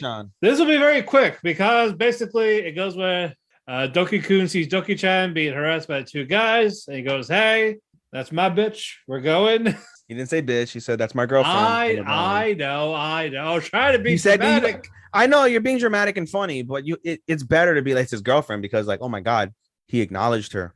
Yeah, that was like, shit. And that's and then it stopped. He gave her back the flower petal, and fucking we see Kohai-chan fucking drunk as fuck, trip over Doki-kun, and she's like, "Not now. Wait until we get back to the hotel when there's no one around." Basically wanted to get fucking fucked by this guy. Yeah. And it pisses off fucking Doki-chan. Yeah. And that's how the episode ends. No, and Senpai-san is there. Yep. But how are you here? The more the merrier. Yep. And then Kohai's like, "Oh yeah, they wanted the encore with the May dance." Yeah. They dance with the ended theme, and then you see Doki-chan go, "Why is all this difficult?" And Senpai says, "Well, it's more fun this way, is it not? For romance, you're working towards it." Yeah. So that got him motivated to keep trying for Doki-kun, and it looks like we're getting to season 2. We are. It looks like it. Maybe. You can't end like that. It was just such a week. I know, but we'll see what happens. If I didn't laugh so much, like, because I laughed at the first episode, that's it. Just the first episode was good. That was it. It basically went. Yeah, you're right. It went down, dude. Like the first episode was a 5, and the rest of the season was like a 3, 2.5. Yeah, I love how this got hyped up too. Did it? No, this was being talked about when it got announced. Excited for it because it's ecchi. First, we weren't going to get it on Crunchyroll, then we got it on Crunchyroll. You know, if you guys want to watch a fucking, you know what? Let's do our recommendations for ecchi. Sure. Let's do ecchi recommendations because if you want to watch ecchi, I'm not going to recommend Tawawa on a Monday or fucking Ganbare Douki-chan, San, Pai, none of that. None of the fucking Ganbare Dokis. We could recommend Mushoku Tensei for one. Huh? For ecchi, we could recommend Mushoku Tensei. I'm not going to, but you could. Or Heaven's Lost Property. Well, and we're supposed to do this at the end of the show, not now. Do you want to do your fucking recommendation right now? Yeah, you talked about it now. All right. So I mean, if we're gonna fucking so I'll give you 2. If you want to watch a new one that came out over the last year, watch Super X Heroes. Hilarious. It's on Funimation. Has to do with like these fucking teenage kids that fight these aliens that basically suck out the sexuality from the world, and they have to save it, and they use sexual powers to fucking defeat the aliens. So it's pretty intense. It's pretty funny. It's definitely pretty fun. If you want to watch something older, I'm always gonna recommend Shinometa because that shit was just so funny, so random. It was just so fucking random. Shimoneta. It's available on Hulu and Funimation. Check that out. All right, moving on. Senpai is annoying. It was a beach episode. Yeah, I said we got a beach episode. We got Opie. 2 sets. 2 sets of Opie. And from Natsumi and Sakura. We got two sets of Opie and Plank. Yes, we got Plank. We got Plank. Also, points to Yuto. Go. You two get Doki Doki over Natsumi. Yes, and they all give him the fried shreds. Kazuma just gives them the approvals. Yeah, I mean, there's really not much to it. It's a beach episode. Like they flirted some, they drank, they had fun, they did fireworks. A lot of cute moments. Test of courage. A lot of cute moments from all the couples, though. Yeah, basically the other couples the other people within the show are recognizing the couples. Like Sakurai recognizes that what's his face, Takeda senpai is with Igarashi a lot, and at the same time. What's her face? Takeda notices like, oh, you and Kazuma are a thing. Like, what's going on there? Yeah. And around the corner, meanwhile, you see fucking Igarashi and Kazuma just both with their hands in their faces, embarrassed that their crushes are talking to each other. Yeah, while Natsumi's like, yeah, I'm gonna fuck this high school. Not even, bro. That kid's in middle school. She gonna fuck him. Bro, that kid is in fucking middle school. No, fucking, she's not gonna fuck him. No, she's just teasing. Yeah, she's just like she's definitely a super older Oni-san that likes to poke his cheek. Yeah. Yuto's definitely trying to poke cheeks though, if you get what I'm saying. Hey, he's trying to get some cheek poking. Well, he is gonna be that age where he becomes a man. So yeah, and so not the only thing poking up. Well, he can always call Tart and Maha for help. I can't wait. To talk about. Let's talk about that next. All right, we'll talk about. All right. Let's talk about that now. Assassin. All right, yeah. Well, just to wrap up on Senpai, at the end of the episode, they return back to the office, and we see that Igarashi and Takeda are the type to get super brown, and so we got black Igarashi and black Takeda Senpai. Yes, Igarashi is embarrassed while Takeda is like, "You got it too. You're black. Get wrecked, pussy." Piccolo. But yeah, again, nothing great, but it's still cute all the same. It's a beach episode. You got everything you need in the beach episode. It was okay. Yeah. Opie, cuteness. The end. Fiend. Alrighty. All right. Now we're gonna get to Assassin. I love this Assassin. Good fucking god. What's with the mother? The mother bro, some incest shit, bro. The mother, from the moment Luke wakes up, the mother's like there. Right there. Ohio, Luke. Like, Ohio, Okasa, Nanda. Like, what are you doing? And she's like, oh, I just wanted to see. Just investigating. And then she's like, and Luke realizes, like, don't tell me. And they're like, yep, I know every detail. And thanks to Tart. Thanks to Tarte. And she's like, that's embarrassing. Like, why do you want to see that? Like, I want to make sure that my son is growing up to be a nice young man. Which basically she wants. It's like I just want it in my mouth for 1 second. Just come on, bro. One pee touch. His mom wants her son's chimpo. Like, what the fuck is going on? Yeah, dude. So what's it called? So that's that. And then meanwhile, she brings up Tarte and Luke to like the living room and like, Luke, how do you feel about arranged marriage? Or how do you feel about arranged marriages? I don't need arranged marriages. Why? Like, that's not my focus right now, because this focus is trying to kill basically be an assassin, marry Dia, and kill the hero. And then Tarte is like, hell no. Yeah, right. So listen, so freaking what's it called? The mother's like, I want grandkids. Give me grandkids. And then what's it called? Tarte jumps in, was like, Luke doesn't have to worry about that. Luke should worry about what he wants to worry about. And so his mother's like, are you gonna give his kids? And he's like, yes, if he wants me to, I will gladly bear his kid. And she realized what she says. She's like, huh? And then she's like, oh my God, that's a great idea. Her mom's like, it's a great idea. We don't have to worry knock up your maid. We don't have to worry about any bitch ass nobles. You're a part of the family already. We can trust you. You're cute, so you're gonna make cute kids. Luke, I demand you go have sex with her right now and make me a grandkid. Straight up. And Luke is Tarte's like, well, I wouldn't mind doing it right now. Like, she's all excited, and Luke is pissed. Luke is like, this is like super strict to his mom. All right, his mom is like, why are you talking to me that way? He's like, well, I'm an adult, so I think it's time I talk to you. Like, not fair. But like, Luke is like fucking pissed. He's like, I can't. And Cyan, the father, is like, all right, come here, you got a job. In the job. And so that's how the episode really begins. Yeah. Luke basically tells Tarte, like, before we carry out this assassination, we're gonna find out whether I really need to assassinate this guy or not. Because in his new life, he wants to take control of the fact of like, I'm not gonna kill everybody I'm ordered to kill. Like, that's not gonna be me. Yeah, because that's what his father taught him. Yeah. So the first thing he does is he sends via pigeon a coded message to Maha, telling her, like, listen, find out what you can from the inside about this guy. Let me know. Sends coded pigeon. He does, and him and Tarte do an investigation of their own. They run over, they literally just fucking turn on the jets and run to the neighboring village. I don't know how many miles away, but they run. They end up in the village. They do some scouting of their own, and they find that basically the drug, for those, but we didn't fill them in. The guy who they're trying to kill is a count. The count is a drug dealer. Is a drug dealer. He's the ringleader of a drug ring, and he sells military secrets. And so when they get to the town, they see a bunch of like military guys begging for change because a lot of them died because of like the fact that they went into a battle at a disadvantage because of the fact that they got sold out. And so there are a lot of people on the streets begging for change. They end up in a corner, and some nice little girl comes over with some jam and says, would you like some jam? Here's a free cup. And then like Luke knows, like Luke looks at Tarte, like knows what's up. Tarte is like, I would love it, but I don't like it. Here, Luke. So Luke takes a lick of the jam, recognizes the drug, knocks all the jam out. She's like, oh my god, like the girl's freaking out. And then some drug kings come over, like, what are you doing with our product? They easily beat up the drug kings. And Luke goes over to the little girl. She's like, I need the drug. Why do you need the drug? My mom. So she takes her to her mom. Her mom is a drug addict, who needs the drug, can't do it.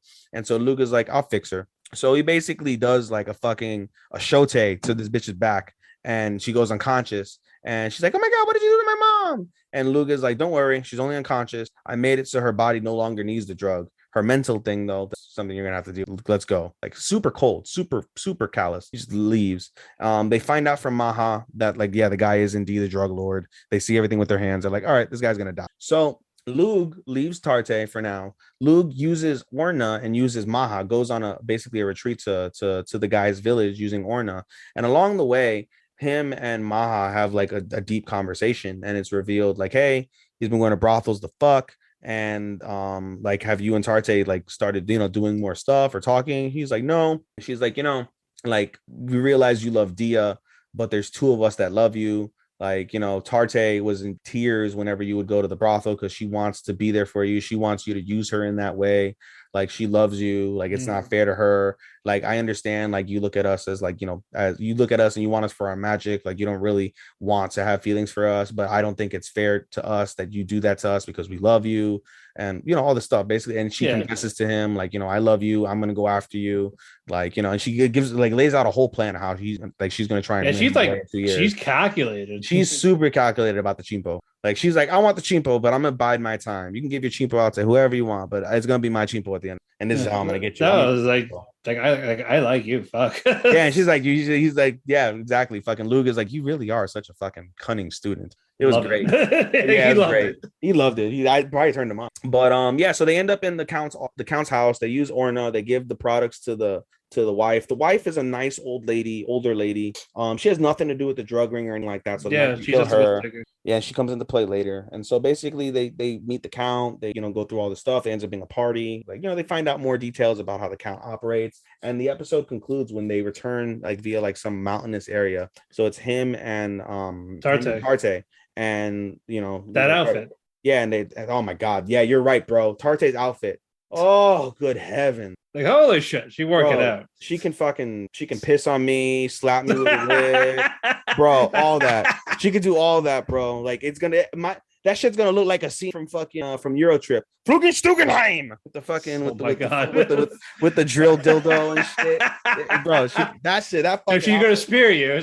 Yes, bitch, spear me. Yeah. Anyway, Luke snipes the guy cold, and he actually feels something. Yeah, he's like, let's go. But before he goes, like, he looks in the scope again and sees the wife just bawling over her dead, bleeding. And so the first time ever in his assassination career, he feels emotion killing, and he just has like this like feeling of like, man, what the fuck am I like? What life? And Tarte hugs him and comforts him, and he goes, Tarte, what are you doing?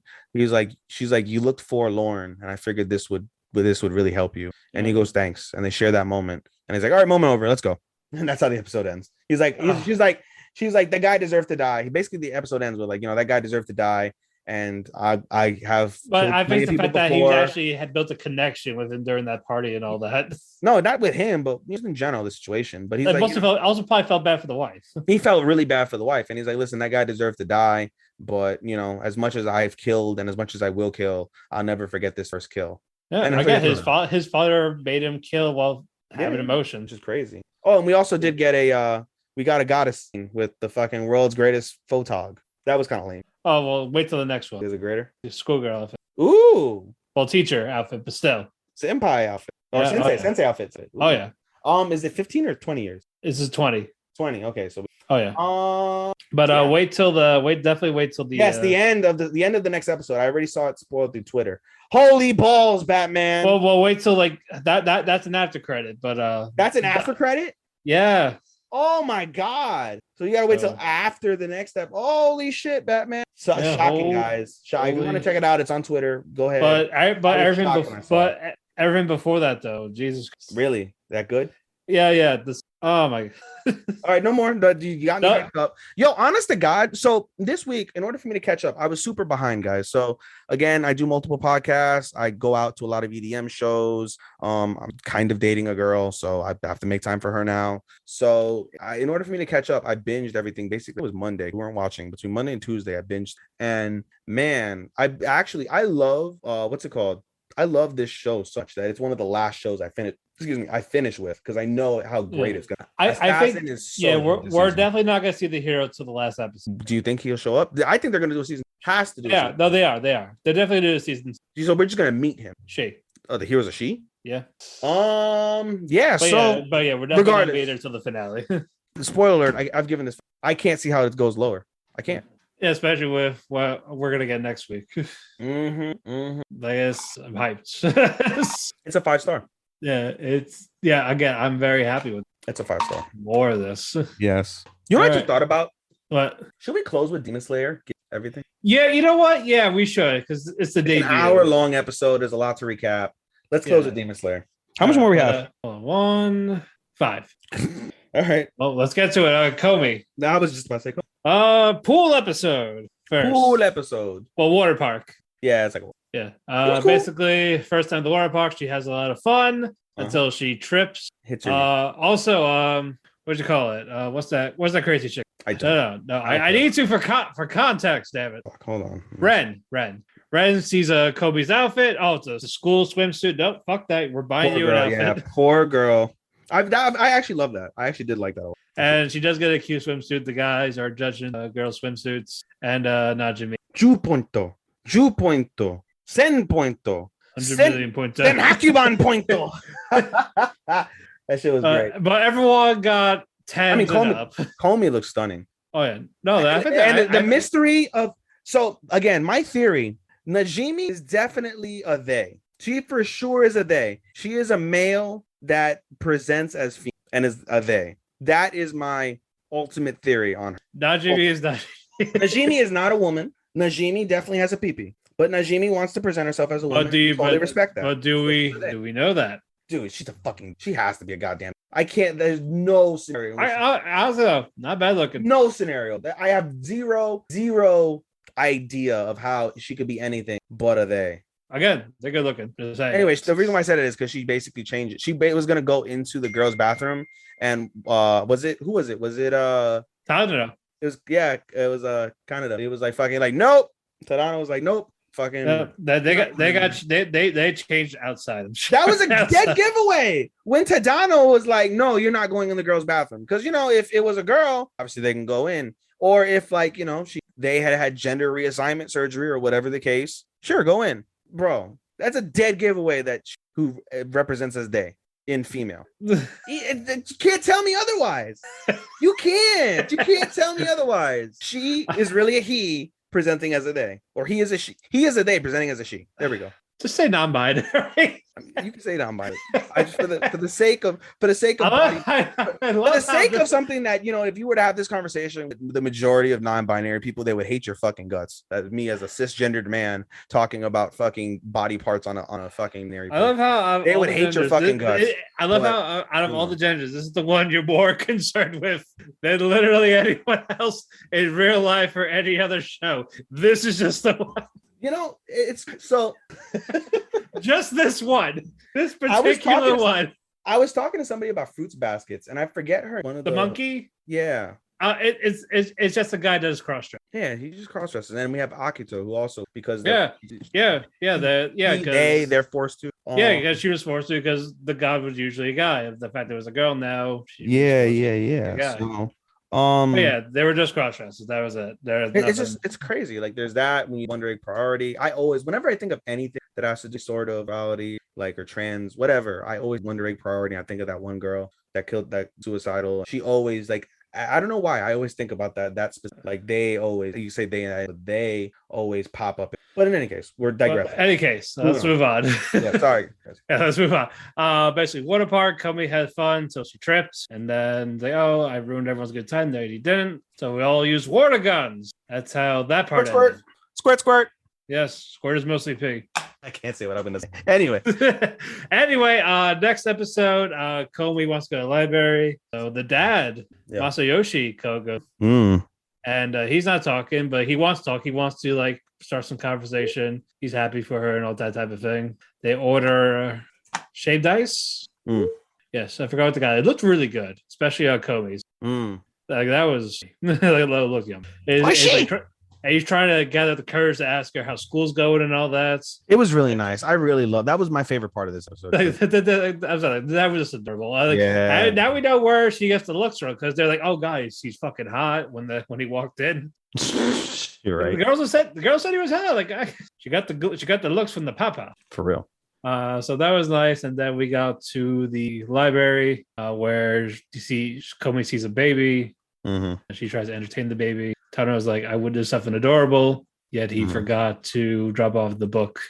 And then it goes to the next one. She's about to go home. It's like, I want to play on the swing with the swing juggler gym slide. She loved the slide a lot. And then she goes to drink from the water fountain. Tano's like, I will again. And I forgot to return the book again. And that was that. Yeah, if it does the last thing. A lot of cute stuff overall. Yeah.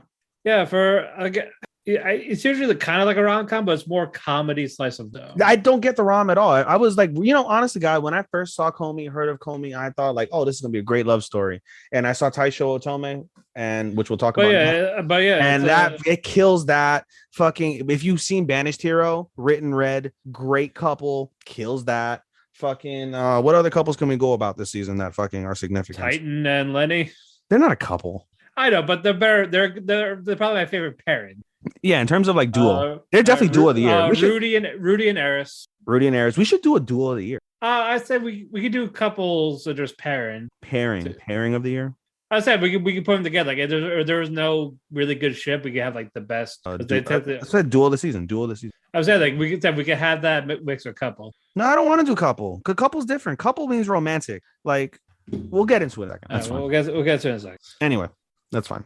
Anyway, point is, Komi is definitely far more comedy than romance. Far more. It's kind of, it reminds me a lot of Kaguya-sama. Kaguya-sama has got a lot of romance, but it's got far more comedy. Far more comedy. And we love it. I love it. I love Kaguya-sama because it's hilarious. Yeah. It's the very first rom-com that I ever saw, and it's fucking hilarious. It's tits. It's great. Exactly. It is great. Yeah. All right, moving on. Now we can talk about Otome Fairy. So I got you into this, Matt. Are you fuck you. Are you happy I got you into this? I admit I like it. Yes, I'm so happy. It's not great, but I think it's not great. It's the rom-com of the season. It's the romance of the season. It's got the couple of the season. Sure. I'm not in love with it, but it's still enjoyable. I enjoy it a lot. Oh my god, it's one of my favorites. It's not Duke of Death. I like it more than Duke. Not by much, but I do.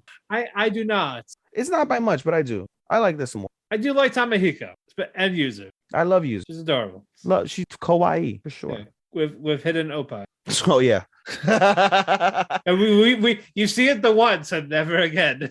For real. Hiding that. They want you to like it for her, not her appearance. So, and the kiss was cute. I really liked the kiss. The kiss was so beautiful. It was one of the best kisses I've seen in a while. All right, but what'd you call it? The Shiratori siblings are now staying at Tamehiko's house. Yeah. It's nice. I don't have to recap this anymore. You can recap this. Yes. Because Katori wants to write a love song, and it's like, my brother told me about you guys, so I'm just gonna watch you while staying here. Creepy. But Yuzu's excited because she's a fan of her, loves her music.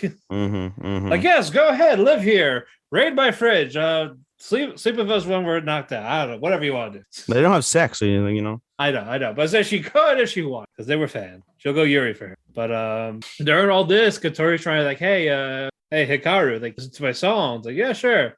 Sings a little bit. It's like, yeah, great, it's great. Like, kind of cuts her off. And after that one encounter, like they were both stay there for that one day. Like Hikaru has not. While it's going on, Katori was trying to observe Yuzu and Tamehiko. Like, hey, I need inspiration. I have to act normal. It's like, we can't act normal with you acting like this. And eventually, Katori opens up to Yuzu about like, oh yeah, my brother loved music first. Tamehiko, Yuzu were seeing the pattern of Hikaru was avoiding his sister, and during school, while bringing the porn, that's how you make friends in the Taisho era of junior high. Bring porn. Etchy. It worked. I will say that it worked. But Tamehiko talks to Hikaru. He's like, hey, your sister. And he starts to admit, like, I love music first, sing with me, ill. So I gave her my guitar, like, hey, play for me. And when I get better, I promise I'll sing with you. But got to the point he was focused so much on his health for those 7 years that he had no will to do music. And so it's kind of like a little bit of guilt in that regard. And like, oh yeah, like she's popular now. I'm glad. Yeah. But at the same time, like he just didn't have this love for music. And then Tamehiko opened up to him and was like, well, I wanted to die because after my accident, like I thought my life was over after that. But Yuzu opened my heart, and I met all these wonderful people, including you. He's like, gay. But he still appreciated him. It's like, maybe I should do the same. And then later on, we also get a heart-to-heart with Yuzu and Katori about love, like how she feels about Tamehiko. She didn't mention that it was bought. She never really tries to mention that, which is really... No, because she wants to get past that. She wants to like him for him. Yeah. Like, it's not an arranged marriage. It's not a purchase to get rid of a debt. Nope. Oh, yeah. It was $100 just for her. Oh, God. Nowadays, that's for a hand job. But anyway, Katori has the song. But before she sings it, Hikaru sings the first time in 7 years in front of her and together. I thought that was very sweet. It was. And then Katori sings her song, her love song, and that's beautiful. Very, very beautiful. And that is where we were with that. Indeed. It's one of my favorites of the season, dude. It really, for me, it's easily one of my favorites. It's close to top 5, if not being in top 5 for me. Well, it might be in my list. It might not. We'll find out when it ends. Go. Yon. It's 5. Well, we got 3 more episodes. I'm pretty sure we're gonna have an encounter with the father at the. Fuck him. Has to. It has to. Like, I know, but it has to. I hope he gets run over by a train. Train-kun. Train. Is it train time? Train time. Is it? It's train time, right? Train time. Train 10 needs to fucking just get off the train tracks, Junior. Shout out to anybody who knows what I just said. You know, now we got 5 more. I forgot 2. Now we have 5. Oh my! Fuck. I forgot Paladin and Miroku. Let's go with Paladin. All righty. You know, I don't like about Zoom. It doesn't tell us how long we've been recording. Although we're making good timing. We've been almost 2 hours. It was a little after 9, right? No, no, you're right. It was like 8:40. Yeah, we're almost at the 2 hour mark. Well, this one should be relatively quick. I like the story this week in Paladin. I love the story this week in Paladin. Oh yeah, it was a really great story. And we get Robina and Antonio. Yes, Tonio-san. Yes, Tony-kun. Robina is a storyteller, plays music. He attracts them, while Antonio is a merchant. He sells goods. So they decide, because basically William and Menelor saved them from what was it, a bear? Oh, gorilla. Saved them from an angry gorilla. You find out that they were basically tricked from these other travelers, pissed off the gorilla. Yeah, basically. And I was like, we're going to town. We need supplies for something. So why don't you join us? They eventually do that. Rubina starts telling her songs or stories. William's like impressed with it. And Toad's like, hey, come here. I have this great idea. You heal people because they're very grace-filled. Yeah.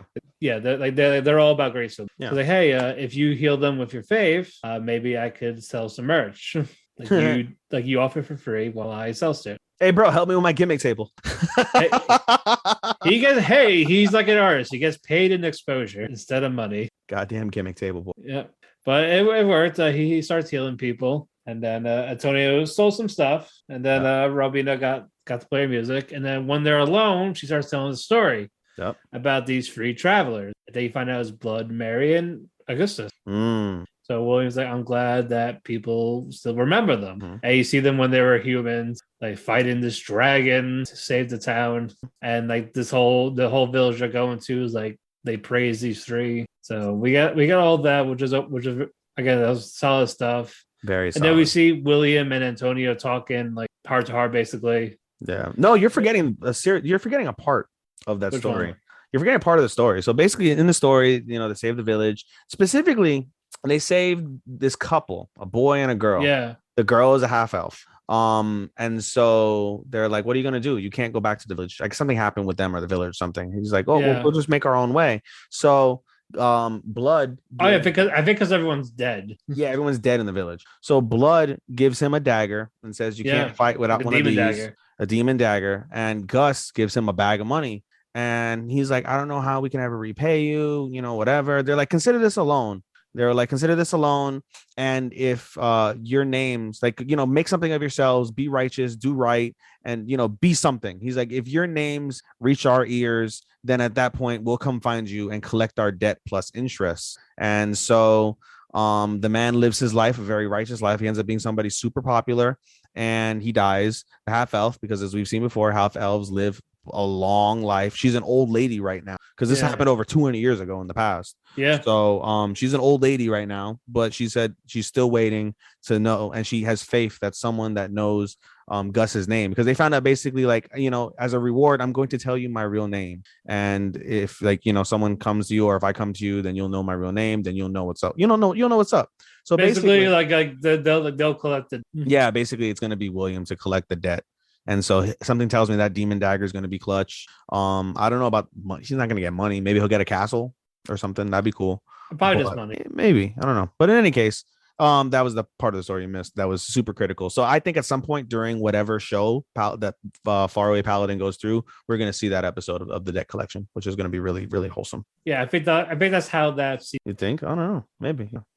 Well, they're heading there now. We got 4 episodes. Yeah, because they skipped the week because of whatever. Yeah, because I don't think they counted the recap as an episode. They don't count the recap because they've. But sometimes they do, fucking Wonder Egg.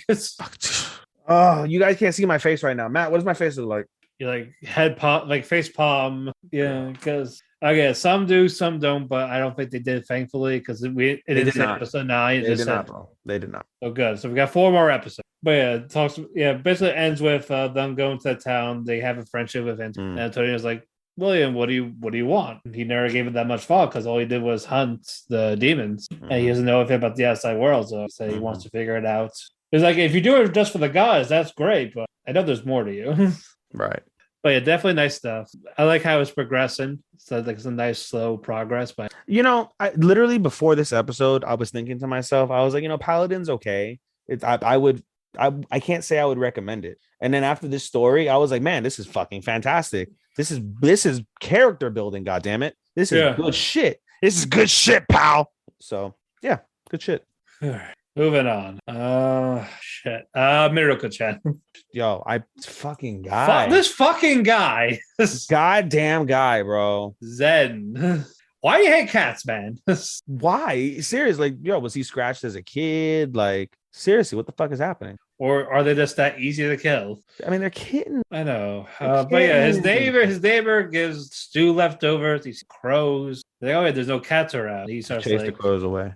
And it's like, oh yeah, what happened to your hand? You bleed? He's like, oh no, I'm fine. Just tripped. And throws out the leftovers like an anime and tries to wash his hand of the blood before school. So fucked. And now you see Hana is very, very hungry, like more than usual. She's hungrier than a pregnant person. Well, they explain why. Yes, I know. But if you imagine a pregnant person, guys, imagine a pregnant person, and then Hannah's that times 3. Yeah, but the only difference is no weird cravens. It's just normal cravens. She's a hobbit. She's a goddamn garbage disposal. She'll fucking eat anything.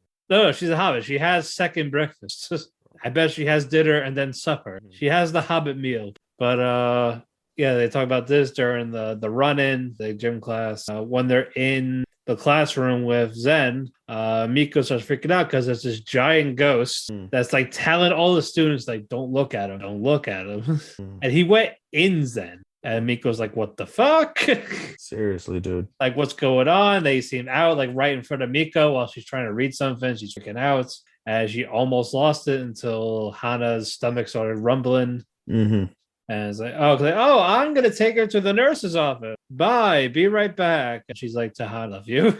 We all know what happens when 2 girls go to the nurse's office. Yeah, they pin each other against the wall, shooting water at each other while one tries to go under their shirt. Yeah. That was like what, episode 2? Yeah.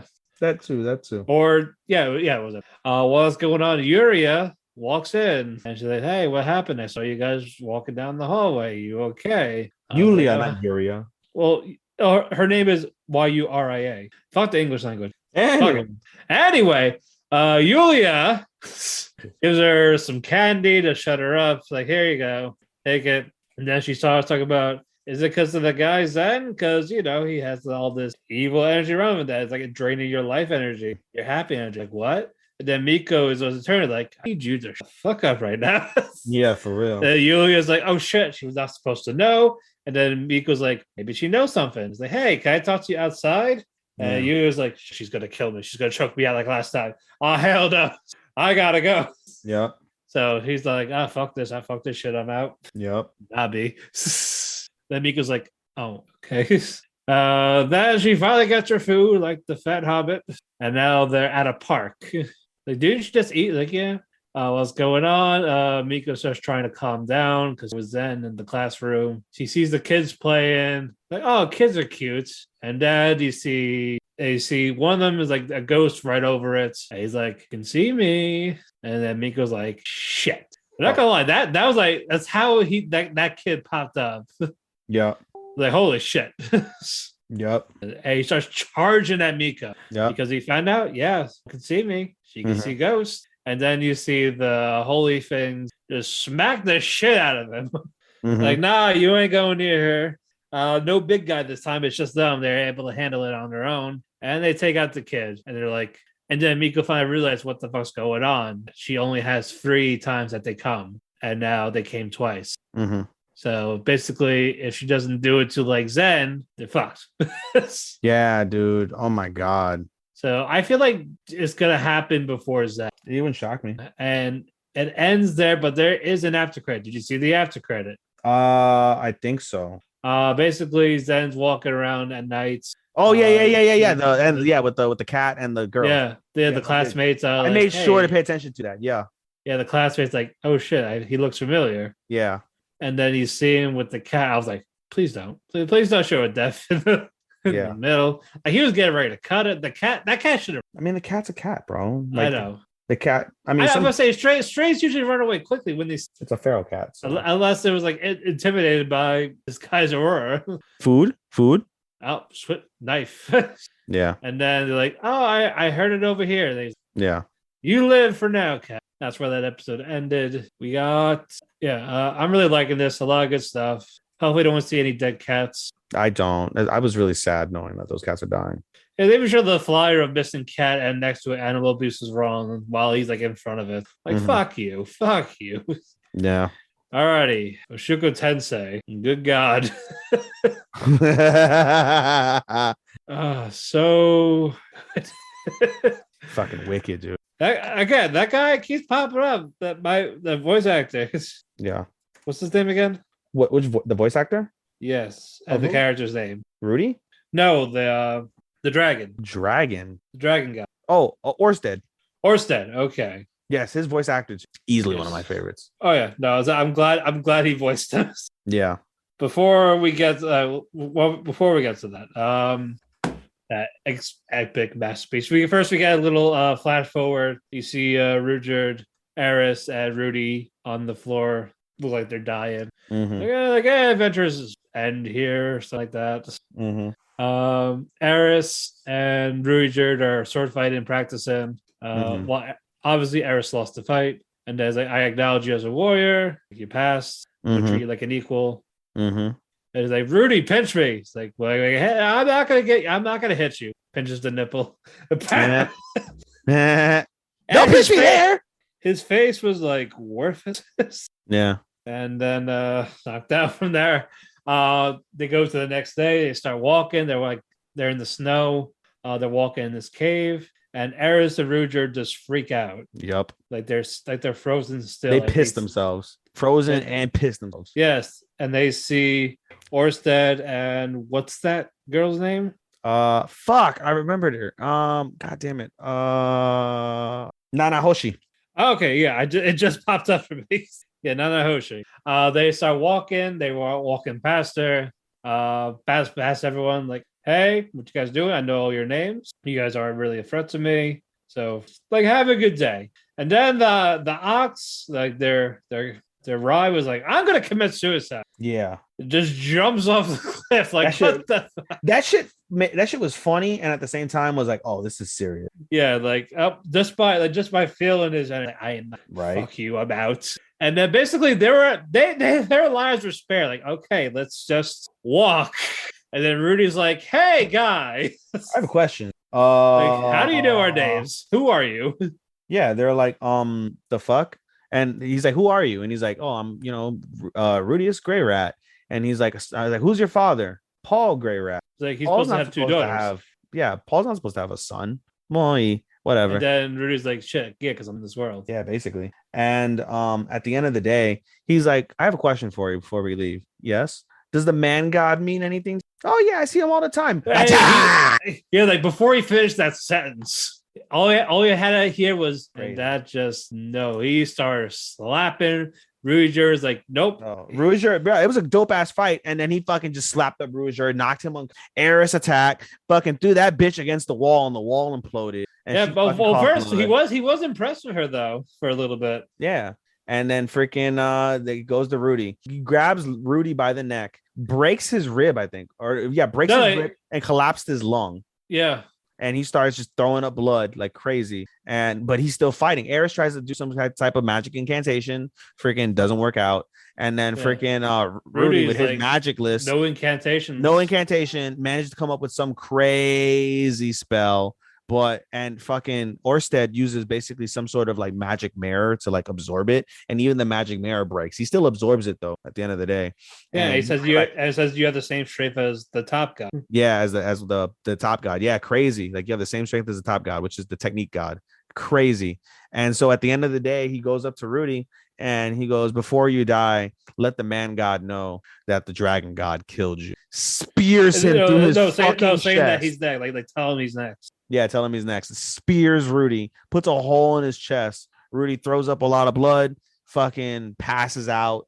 And fucking Eris loses her shit. Rudy, das geht And Rudy's like, shit, not yet. We're like, not yet. We were supposed to have sex in 2 years. Let me die. Let me die after that. Yeah, and then at the end, you see as Rudy's passing out, Nanahoshi's like, wait, Orsted, Nana. Like, and then that's he passes out. And then he has a conversation with the man god. And it's a productive conversation. Very productive. Yeah, it's like, hey, how do you do you know this guy? Yeah. It's like, then why don't you tell me? I can't sense him. And it's like, is he stronger? Like, what about the other guy? Oh yeah, he would beat him in a fight. He knows more techniques, but in an actual fight, Orsted would definitely win. Bro, is Rudy the technique? I feel like unless he's a reincarnation. That would be. We'll find out. Yeah, I don't know if we've seen him yet, but all's going on, and Rudy's like, "Well, I can't help you anymore because I'm dead. So fuck you, guy." Yeah, he's like, "I don't know. Do you want the good news? What? You're not dead. Who healed me?" He wakes up. He wakes up in Eris's lap, and freaking Eris is so happy. He turns over, throws up more blood, and he's like, "Why am I not dead?" And he was like, "Nanahoshi told Orsted to heal you," and so Orsted cast a healing spell and left. And they're like, "Why would he heal somebody that he put a hole?" Yeah, but that's right. We don't know what she said to him. We don't know what he said. We don't know the circumstances. But he basically, Nanahoshi alluded to that Rudy may be someone of like significance that goes against whatever or has a play. We might need him. We might need him. Yeah. So that's why he's saved. And so the episode ends with Eris just bawling her eyes out because and punches him. And then punches him in the head and just starts crying her eyes out. Yeah. But it's really good. And supposedly the next episode they're gonna fuck. Yeah. All right, sorry, my inner Spaniard came out. My inner Puerto Rican came out. Do. You don't see me. I'm doing like the fucking motion right now on the camera, guys. Anyway, so no, it was a really good, it was really good episode. Jobless is continuing to prove slowly why it's one of the top animes, and it was a top anime during the winter season. I think it was last year, but fucking tits, dude. It's it's definitely gonna be high up in the overall. It's so tit, and we're gonna get a shit ton of these. So about eight or 9 seasons worth. So I'm happy. I'm telling you, we're gonna be like 45 by the time that bitch is over. Yeah, and this is season 1, just right? Split in 2 parts. It's crazy. No, they have it listed. It's crazy. This is season 1 split in 2 parts, but it's listed as a season on the things on Funimation. It's listed as a season. All right, moving on. Tact. We have 2 more, right? Yep. This is our pre-main. Good heavens. Co-main. Yep. Co-main event. We gotta go over New York. I think we gotta go over 2 episodes, right? Or does we could talk about the previous one a little bit. Did we talk about Schindler already? Yeah, we talked about Schindler already. Yeah, Schindler's already got it. Like they're in the city. We're in the city now. Yeah, we're in the city. We'll talk about that a little bit. We'll talk about the few big points. Yeah, we'll do a lead in. So basically, they arrive in the city. We find out that what's her sister? Anna's sister is an invalid. She's in a wheelchair. But basically she's still a top researcher at the facility. They basically take Tact and Cosette, Destiny into the facility. Destiny snitches on fucking Tact and says, you should have Oni-chan look at your growth or whatever. And Anna's like, what growth? And he's like, nothing. And he's like, nope, tell me, show me. And so she shows, like, he unbuttons his thing and shows like whatever, like the red, like the whatever sucking his life force is gone, like it's all on his arm and has gone up to like his neck area. And Anna's pissed. She's like, why didn't you tell me? He's like, there's nothing you could do anyway, and I don't regret anything that's happened up until this point. And he walks in, and that was a pretty powerful statement. But in any case, we move on. They do all the testing and all of that, and they're like, listen, there's no way for us to break this bond that you and Destiny have. You're going to stick with it. And that growth that you have is your life force being sucked away by Destiny, and you're going to die if you keep fucking being music heart and conductor. So you can live a peaceful life. You guys don't have to do anything. Just live your normal lives and all will be well and you'll live long, or you can go down this path you're going on right now and you'll die. And so they, conflicted on what to do. They end up going on a date in the park. Which they spend this time like figuring out what to do. Yeah, and they get closer, it was again a very nice thing. They're in Central Park, and then when they return home, as they're returning home, Destiny stops. Fork. Yeah, Destiny stops, and she's like, "It's far away, but I hear the fork." And they're like, oh my God. So they run home immediately and they see Anna and they tell Anna what's going on. And coincidentally, they get a phone call. The phone call is from Lenny. And Lenny says, like, listen, you got to get out of New York. something bad's gonna happen, and they tell him about the fork. They're like, oh, it's too late, and he's like, I want to be there, like I'm not leaving, I want to know everything you know. And that episode ends with, are you ready to learn about the Boston tragedy and your father? Yes. Okay. And that's how the episode ends. So this week's episode, I did not trust the sister. You didn't trust her? I feel like she's just bullshitting, because I think she knows, like, this is just a theory for now. I think she knows how to have Destiny back as I don't with think she knows, with Tact dead. I don't think, but I think she'll play a part in it. You're saying that she knows that Tact needs to die for Cosette to live. Yes, which is crazy when you think about it, because because she wants that to happen to get back. Cosette is around right, but she'd rather have her sister back than you think. Destiny. So you think that's your yes? I get it. I don't. There's something's not right with her, and I think that's gonna be something similar. I don't. We will find out. I don't get that vibe, but in any case, So this week's episode, they meet in Central Park, and Lenny's about to basically find out what's going, or about to tell him what's going on. And we hear the fork. We hear the fork, and we see Hell in Heaven first. We see Hell in Heaven first, and we see the head conductor, or the Grand Maestro. Sorry, the Grand Maestro Sagan. And I was like, I fucking knew it. We find out Sagan is evil. We find out Sagan called the D2s in Boston to cause the tragedy in the first place. Yeah, he just let Schindler take the fall. And shit is on. Basically, Tact and Lenny and Cosette and Titan versus Heaven, Hell, and Sagan. And it's an intense battle. Throughout the battle, we get basically the backstory of Lenny. And it's a very powerful backstory. Basically, Lenny is inspired by Tact's father. He ends up being his kohai in the process, where Tact's father is his sensei. All's well that ends well with them. And he tells him before the performance in Boston, like, please reconsider, like D2s are spawning everywhere, this is bad, I don't want you to die. And basically Tact's father is like, like, I can't, like, you can't. That's why I have to do this. I have to do this because we can't shy away from music. Music is the light of everything. Blah blah blah blah. Attack happens. Tact's father's dead. Lenny is unconscious, bleeding. Wakes up, sees Tact crying over his father, and he tries to reach out, and he collapses from blood loss and pain. He wakes up in the hospital with a broken arm, and he's all disheveled and fucked. And we see Sagan there. Sagan's like, there's been some tests already run while you're hurt, and it shows that you're a premier candidate to be a conductor. I can give you the power to fight you can continue to live your life and be normal and have regrets, or you can fight the D2s with. And so he basically gives him an envelope, signs up to fight the D2s, and he has Titan, and he's introduced to Titan, and Titan, credit to her, she's so lovely to her, like her soul at that very moment. And as it continues on, bubbly, happy, she's like, I'm Titan, I'm gonna be your I'm gonna be your music heart, and I'm gonna make you happy, I'm gonna make you smile. And Lenny's like, it's kind of hard for me to do that right now. And so he's like, smile for you. Yeah, so Titan's like, I'll smile for you. And then Lenny, inspired by that, was like, I'm gonna make you a deal, like, if you ever feel like you can't smile, then I'll smile big enough for the both of us. Okay, deal.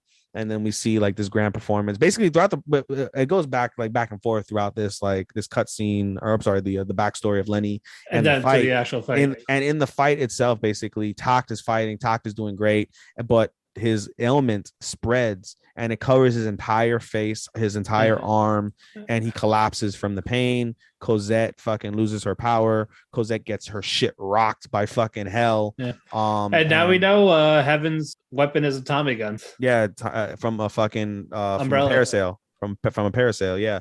And so basically she's about to kill Heaven goes over, is about to kill Tact when fucking Lenny steps in and Titan step in, and they take bullets. Lenny takes a lot of bullets for Tact, and that comes into play why he does that later on. But basically he's bleeding, he's gonna die, and he goes, the performance is just getting started. His final performance. Titan lets her hair down and becomes what's her face, Moonlight, shout out to Moonlight from our group, mentioned that I believe that it goes fucking like I think that's what it's called, superb. So basically Titan goes superb, which is like the next level of music heart, and it's incredible. Like, she's bleeding from her eyes because she got shot too. Like she just fucking goes crazy, super reflexes, super power, multiple guns. And then for her final performance and the final performance of Lenny, she pulls out like 8 shotguns, shoots them all simultaneously. She beat Heaven.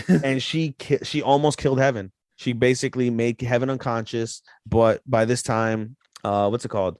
Lenny has lost a huge puddle of blood. Yep. He collapses. Titan energy go back to normal, and basically, Sagan orders Hell to pick up Heaven and retreat. Like, we're leaving. And that's the end of Lenny. And he goes, Asahina talked. Yeah, I hope to see you in an even grander Tinder than First he said like really like beautiful performance. Like he was like complimented of us. Yeah, it was. I mean, it was crazy. It was an awesome fight. But basically, the end is really sad. We find out why Lenny took the bullets because Taka's like, you're an idiot. Why would you fucking do that? And he acknowledged him as sensei. Yeah, no, well, we'll get to that. But freaking, he basically acknowledged like he was going over to Tak's house and he was going to ring the doorbell and he heard the piano going in the garage. So he stood in front of the piano and he hears the piano playing and he hears and he hears just Tak bawling his eyes out because he's his father, and it inspires Lenny. And Lenny said, this boy doesn't need apologies. This boy needs a future. And he promised himself that he'll take care of Tak however he can because he loved his sensei and he appreciated his sensei. And so the end of the episode shows that that Tak says, hey, I'm writing a new song right now. You won't die. My father won't die. You're going to be the harmony to my song. And Lenny's like, I appreciate that. Lenny dies. Lenny plays a performance with Tak on his way to heaven. And the door to the music hall opens and it's Tak's father saying, congratulations. I'm so proud of you. I appreciate all you've, and they walk together into beautiful, fucking goddamn beautiful, bro. I gave it a 5. I'm giving Tak a 5 as well. This was great. That pushed it over to a 5 for me. The only upsetting thing is that the Lenny dying was obvious after the previous episode. Yeah, but outside of that, I still thought. Yeah. They still played it off well. Yeah. So that was nice in the regard. I gave it a 5. 2 episodes left. I gave it a 5, and I hope it stays that way. So keep giving it a 5. God damn it! Again, we got 2 more episodes. Let's hope. All right, main event time. We're back, folks. Demon Slayer, Red Light District arc. I'm not saying entertainment. We know what it really is. It's the Red Light District. The Red Light District. So fuck you. Fuck your censorship. Dun, dun, dun, dun, also, fuck you guys for criticizing Tengen's relationship, for having a poly relationship. You guys are just fucking virgins that can't get pussy or dick, so you guys should fucking fall off cliffs. It's too. Like, does he love them? Yes. Does he care for them? Yes. That's why he's doing this mission, to get him back. So shut the fuck up. He cares. What's the problem? I'm telling you, bro. Fuck bitch ass hoes, bro. They're like they're normal. Like, this had been. It's not a new thing that came out of nowhere. Yeah, it's been around before these people were fucking born. Yeah, dude. They're normal. They're healthy if done right. Dude, don't forget, this is in the Taisho period. This is in the 1920s. Yeah. This is in the 1920s in Japan, guys. Newsflash. That too. It's not 2021 where people get pissed off. Or is it the late 18? Is it the early 1900s or is it the 1920s? The Taisho? No, not Taisho. Taisho is definitely 1920s. I'm talking about Demon Slayer. Yeah, that's where they are. In the 20s. Yeah. Okay. Yeah. Taisho period. Yeah. The Taisho period is 1912 to 19. So they are in that time. That's normal. Just like it was normal to have a teen bride, it's normal to have fucking 3-4 wives. Yeah. People still do that to this day, so shut the fuck up. I wish Tamahiko would use what's her face as a mistress. Fuck it, right? But anyway, we pick up where we left off from the Mugen train. Yes. With Tanjiro is injured. Then we see Michael Jackson as a kid. Michael Jackson as a kid. Muzan. It's fine. Muzan. Yes, we see a kid who's a genius, and Muzan has now. And does the manga say what happens to like the bodies that he gets rid of, like the families and the bodies? Because he was the woman before. He just changes his appearance. I feel like he basically becomes these different people. He has his own body. He just transforms. Oh. Yeah, he just transforms. Oh wow. Yeah, he uses these to lay low. Yeah. I was under the impression that he possessed. No. He's just laying low because again he got caught a couple times. Yeah. He got seen in public a couple times. Yeah. So yeah, he uses to hide himself. Yeah. So now he's a little boy. Yeah. Yeah, he's not a little boy for now. He's like he's such a good boy. The fucking but and then what's that demon's name? Akaza. We see Akaza basically show up to like the study where they're at because he's in like this rich family's house. He lives there, and we see Akaza show up to the study. Like, I've eliminated the Hashira as you wanted. And they're like, no, I didn't want that. Did you find the plants?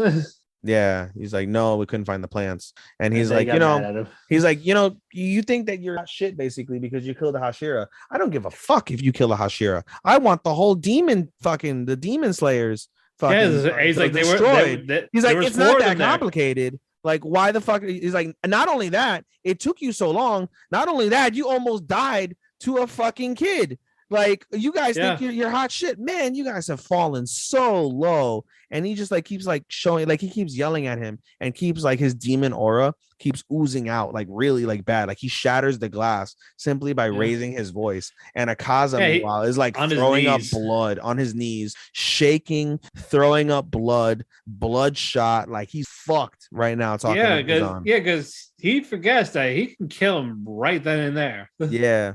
Crazy. And so he's like, he said he apologizes, and Muzan's like, you're dismissed, and fucking he goes away. His father comes up like, oh, are you okay? I heard some glass shatter. Like, what, you hurt?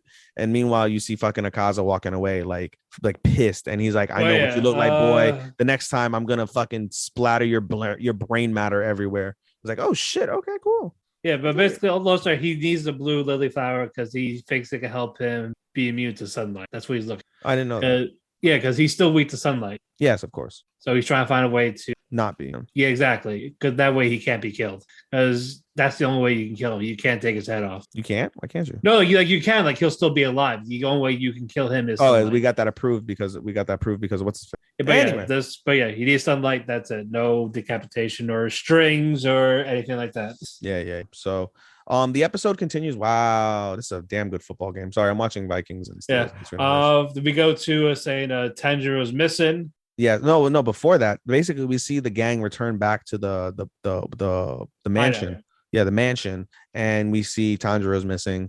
Tanjiro basically takes it upon himself to go to Kojiro's house to deliver Kojiro's last messages to his family while bleeding out still. While still like hurt. Yeah, so he runs over because the crow basically Kyojiro's crow comes over to basically guide him to the house. And so he gets in front of the house and he sees Senjiro, and he starts having a conversation with Senjiro about everything going on.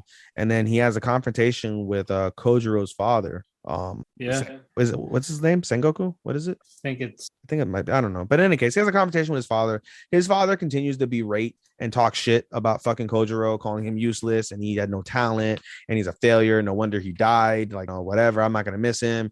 And this Shinjiro. Okay. Yeah. And so this really, really makes Senjiro sad as fuck. And this pisses off Tanjiro. Tanjiro ends up getting into a whole ass fight with this guy with Shinjiro. And we see Shinjiro still has some moves because of course he was a former Hashira. And so he's got some moves. Also, he makes fun of he starts yelling at Tanjiro, like, oh, because you're the sun breather. Yeah, like, oh, you're a sun breather. And we find out officially what what is it? Hinokami Kagura. I forget what Kagura means, but Hinokami is basically something god Kagura. But in any case, and we find out basically this is a sun breathing technique, which is the forefather of all techniques. Like every technique is mimicked from sun breathing, and that, like sun breathing is basically an elite form, and there's clearly no one around that can do that. So they get into a fight. Tanjiro ends up headbutting the fuck out of him and knocking him unconscious. He goes unconscious himself, and he apologizes, whatever. And we see like, oh, it's no big deal. He went back to town to get some books or something, which is basically to go get alcohol because he's a drunkard now. His father's a drunkard. Yeah. And so we see a really nice wholesome conversation with Senjiro and Tanjiro.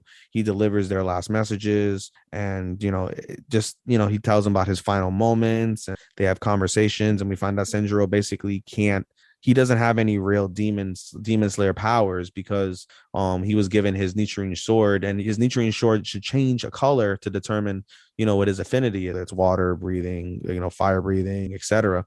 And it doesn't change color, which means he has no affinity. So no matter how hard he tries, he can't be a demon slayer. So he's like, I'm resigned to, being normal, but that's going to break the line because our family has been a flame Hashira for centuries. And so speaking of flame Hashira with centuries, they gave him the book, and he's like, oh, this will tell you everything you need to know about the flame Hashiras, and this may tell you what you want to know about sun breathing. And we see that his father has meticulously torn out pieces of the book in anger, and the book is now hardly readable. And so Tanjiro, he's like, oh, Senjiro's, I'm sorry, my father, like he apologizing. He's like, it's fine.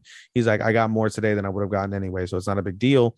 And I'm going to take the book and I'll make it my mission to restore it. And so they have tea and they have more conversations. Senjiro is really happy for Tanjiro, and before Tanjiro leaves, he's like, listen, I want you to have this. And he gives Tanjiro the hilt guard to Kyojiro's sword. And he's like, I can't take that. Tanjiro's like, I can't take that. This means so much to your family. Like, I would feel wrong. And he's like, no. He's like, it's fine. Knowing my circumstance and knowing like his final moments, he would want you to have it, and he would appreciate it if you have it. So take it. And he takes it. He goes about his way. Senjiro's happy. Senjiro's also happy, like, he told his father off, and the episode ends with fucking his father drinking in front of the sunset, and like just starts crying over his son. Finally it hits him, I guess, that his son is dead or whatever the case is. So fuck him though, because he's an asshole. He also thought that Rengoku hated him. Yeah, he should have. He didn't. He should have. Fuck that guy. But it really ends with the swordsman seeing Tanjiro. You lost my swords again. I didn't need the sword. Oh, and by the way, Akaza, he takes the sword after, we forgot to mention that. He still has Tanjiro's sword after the meeting with Muzan. He takes the sword, he throws it against a tree, and fucking just destroys the sword with his fist. And that's when he claims, like, I know what you look like, boy. The next time I see you, I'm going to splatter your brain matter everywhere. After he basically punches Tanjiro's sword into multiple, it's fucked. So that poor swordsman, that poor blacksmith. Seriously. It's like, I can't keep making these fucking swords for you. Seriously. But kill you. That's where the episode finally takes shape. The episode basically concludes with the introduction of the sound Hashira. His name is the flamboyant one, Tengen, the flamboyant one. And we find out basically he's flamboyant because he came from a shinobi family, so he was a ninja, and he was bland and boring, and he had to blend in. And after his family passed away, or he broke away. Like, go with style. Yeah, he's like style, flash, and that's why he has all these jewelries and whores. But basically, we see him as Tanjiro's coming back from his his mission his actual recovery. Oh, I'm skipping a part. Basically, we see him, Inosuke, and Zenitsu doing hardcore training. They have like 6-pack abs. They train for 4 months basically to get stronger and get back healthy before they start going on missions. And they do missions. They do individual missions. Zenitsu is grown. He's not fucking like being a bitch anymore. He's still a little bit, but not he's still a little bitchy, but not really. And then Inosuke is fucking just himself, but he's gotten better and stronger. And of course, Tanjiro is Tanjiro. So Inosuke just got more aggressive. He got more aggressive. So they're basically, Tanjiro is coming home from a mission, and they're all coming home from a mission. We find out later, and we see Tengen is abducting one of the fucking girls. A few of the girls actually from the court. Which one? You find out like that she's not wearing a uniform. It's like, oh well, I don't need this one. Yeah, drops her, and we find the other girl. Who's the girl that's quiet that flips the coin? Let me go back. Well, she flips a coin to decide, like, whether she's going to save them. And as she's flipping the coin, she hears Tanjiro's words, like, you don't need a coin to decide what your heart wants. And so her heart wants to save the girls. He goes and tries and stops the girls, stop Tengen going away. And Tengen's like, dude, why are you being so unbeautiful? What the fuck? Like, what are you doing? Dude? This is not beautiful. This is not beautiful at all. And so basically the three of them, they show up. They try to tell Tengen, like, yo, like, the fuck? Like, let her go, da-da-da. She's like, no. And Tengen proceeds to slap her ass. So that's another thing besides the fucking polygamy that people were bitching about. A lot of people were bitching about the fact that Tengen slapped the ass of a minor. I don't think he meant he wasn't trying to put a finger anywhere. Like, oh, y'all stop. Fucking stop. But Tanjiro's like, let her go. That type of thing. Like, you're not acting very Hashira, Inosuke, and then he's like, well, fine. We don't recognize you. He's like, who cares? I don't give a fuck whether you don't recognize me. I'm a Hashira anyway. That was funny. Exactly. But it's like, fine. He's like, fine, I'll take All three of you. Yeah, in the episode, basically at the end, they're like, "You don't take them, take and us." Then you find out why he needed the girls. We'll find out because he needs to be girls. And so come the next episode, as you've seen in the previews, guys, more than likely you've seen this. They cross-dress and they are now Tanjiro, Inusuka, and Zenitsu. Well, that's right. Inosuke can pull it very well because he has been without the match. Yeah. I saw the comic. They're like, 3? You have 3 wives? You fucking bastard. No, I love how they're acting like Tengen is the main character for the people that were complaining. Like, he's not the main character. It'll be Tanjiro. It'll always be Tanjiro. Is this Tengen's just for this arc? Right. I wonder if he dies. He doesn't die, right? I hope he doesn't die. No. Yeah, I figure he doesn't die. No. I did see through one of the previews that they're facing the upper 6, so that's pretty fucking crazy. You're gonna see that. That's gonna be fun. That's gonna be. You're gonna see some of the other ones. They're not fighting, but you'll see them have a. Oh, the other uppers. Yeah. Ooh, do you see upper 1? I don't know if they'll show him, but you do. There's a guy. Yes, and goddamn, he's strong. Oh my god. Because I mean, if Akaza is strong, do you want to know his breathing? No. Okay. We'll save it. Save it. All righty. But yeah.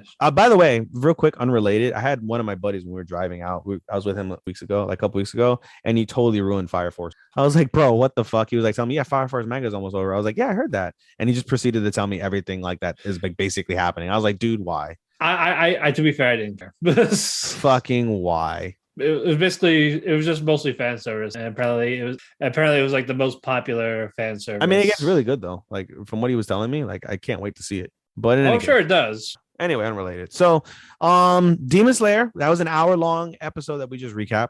But yeah, as a whole, fucking fantastic. I can't wait for there to be more. It sucks. It's only going to be 18 episodes. They said this is going to be 11. I think 11. And that's the season. Like that's pretty considering the first season was 25. When it dropped, because I didn't watch Demon Slayer when it dropped live. Did it drop all 25 and it was just a continuous thing? The first season? Yeah, the first season. It just like spanned multiple like seasons. It was just continuous. It was just 25 for okay. Yeah. Okay. Yeah. It'll be. I don't know if they're gonna do the 2 arcs this one or just the red light. I think it's just gonna be Red Light District. Yeah. We'll see. But so we'll see what happens with that. All right, guys. We're gonna close up after our last commercial break. Stay tuned. And we're back. And I'm all righty. We did this in under 3 hours. Huzzah! That's a record now. That's a record. All right. Anyway, your closing thoughts on the week, Matthew? I'm glad Doki-Chan's over. One less fin. Yep. Basically, we just broke even with what we finished and picked back up. Well, you broke even. I haven't picked up anything. I just got a couple less things to worry about. It was 2 things of like 10 minutes. I didn't give a fuck. I know. I said we put Demon Slayer back in after the first episode. Well, I watched the whole like Mugen Train arc, so I watched the finale. I watched the whole thing because why not? Yeah. But we have fun. Definitely a strong week. Yep. Again, from the episodes I have seen that we have not talked about, they're great. So I can only imagine. So because a lot of these is gonna be the penultimate. Yeah, dude. We're closing. We're winding down. We are. I added another seasonal to the summer. Or I'm sorry, not summer, to winter. I am going to go over mine. I'm gonna start writing mine down next week. I added Orient. Yeah, I saw that. I might. I'll think about it. The only one I'm thinking about is whether I want to add the Yuri, because I've again never seen a Yuri, and I feel like You mean the Yaoi? Yaoi, sorry, Yaoi. Yeah, the Yaoi. Well, I say yes just because I saw Otome. Because you weren't going to pick up anything for fall, so they Sasaki to Miyano. That's you. That's you, baby. All right. Well, I'm gonna check my schedule, assuming that I can fit it in. Yes, I'll include that for you, buddy. All righty. There we go. I'll include that for you. Let me check the schedule, see what I can do. Assuming it goes through, then yes, I'll do it. And it'll be my first Yuri that I've ever seen. And it's an actual Yuri. It's not one of those fucking hinted Yuris. Yaoi, not Yuri. Yaoi. Sorry, I keep saying Yuri. Yaoi. It's not one of those hinted Yaois. It's actual Yaoi.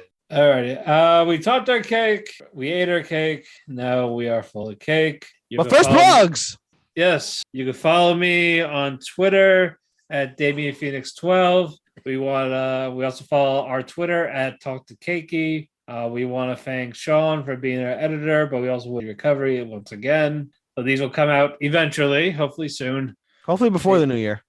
Yeah, we'll talk to him. We'll talk to him sometime next week. We can get really because that should be plenty of time to recover ish. I mean, right now he's on fucking Twitter, so if he's on Twitter, fucking tweeting, he could fucking enter editor. Yeah. All right, then you talk to him tomorrow. I'll send him a message. Yeah, tell him what's good. What's up, fuckface McGee? No, I'm just kidding. Yeah. But yeah, we want to thank you again for being an editor. Again, wish you recovery. We also want to thank WTM Network for hosting us. We also have a link tree where you can find us in your favorite, wherever you listen to your favorite local podcasts, such as Audible, Spotify, Apple Music, iHeartRadio, a bunch of good shit. We want to thank Chairshot Radio for also putting us on their network entertainment part, and that's not wrestling. Yeah. Alrighty, your plugs. Real quick note about next week's episode as well, guys. We did mention a couple weeks ago, assuming that you listened to it, that we're gonna be reviewing SAO Progressive. I have seen the movie already. It's a good movie. Can't wait to talk about it. Matt is gonna see it this coming Sunday. So our next episode, we will leave with the review for SAO Progressive. Yep. So stay tuned for that, guys. In terms of my plugs, you can reach me at my anime at Instagram at AI_anime24, ianime24. You can catch me on my podcast Instagram, podcast.senpai. You can catch us at our anime Instagram. I'm sorry, at our podcast Instagram at Talk the Keki, TalkThekeki. You can follow me on Twitter at SHOSTOPPA24. That's Showstopper24.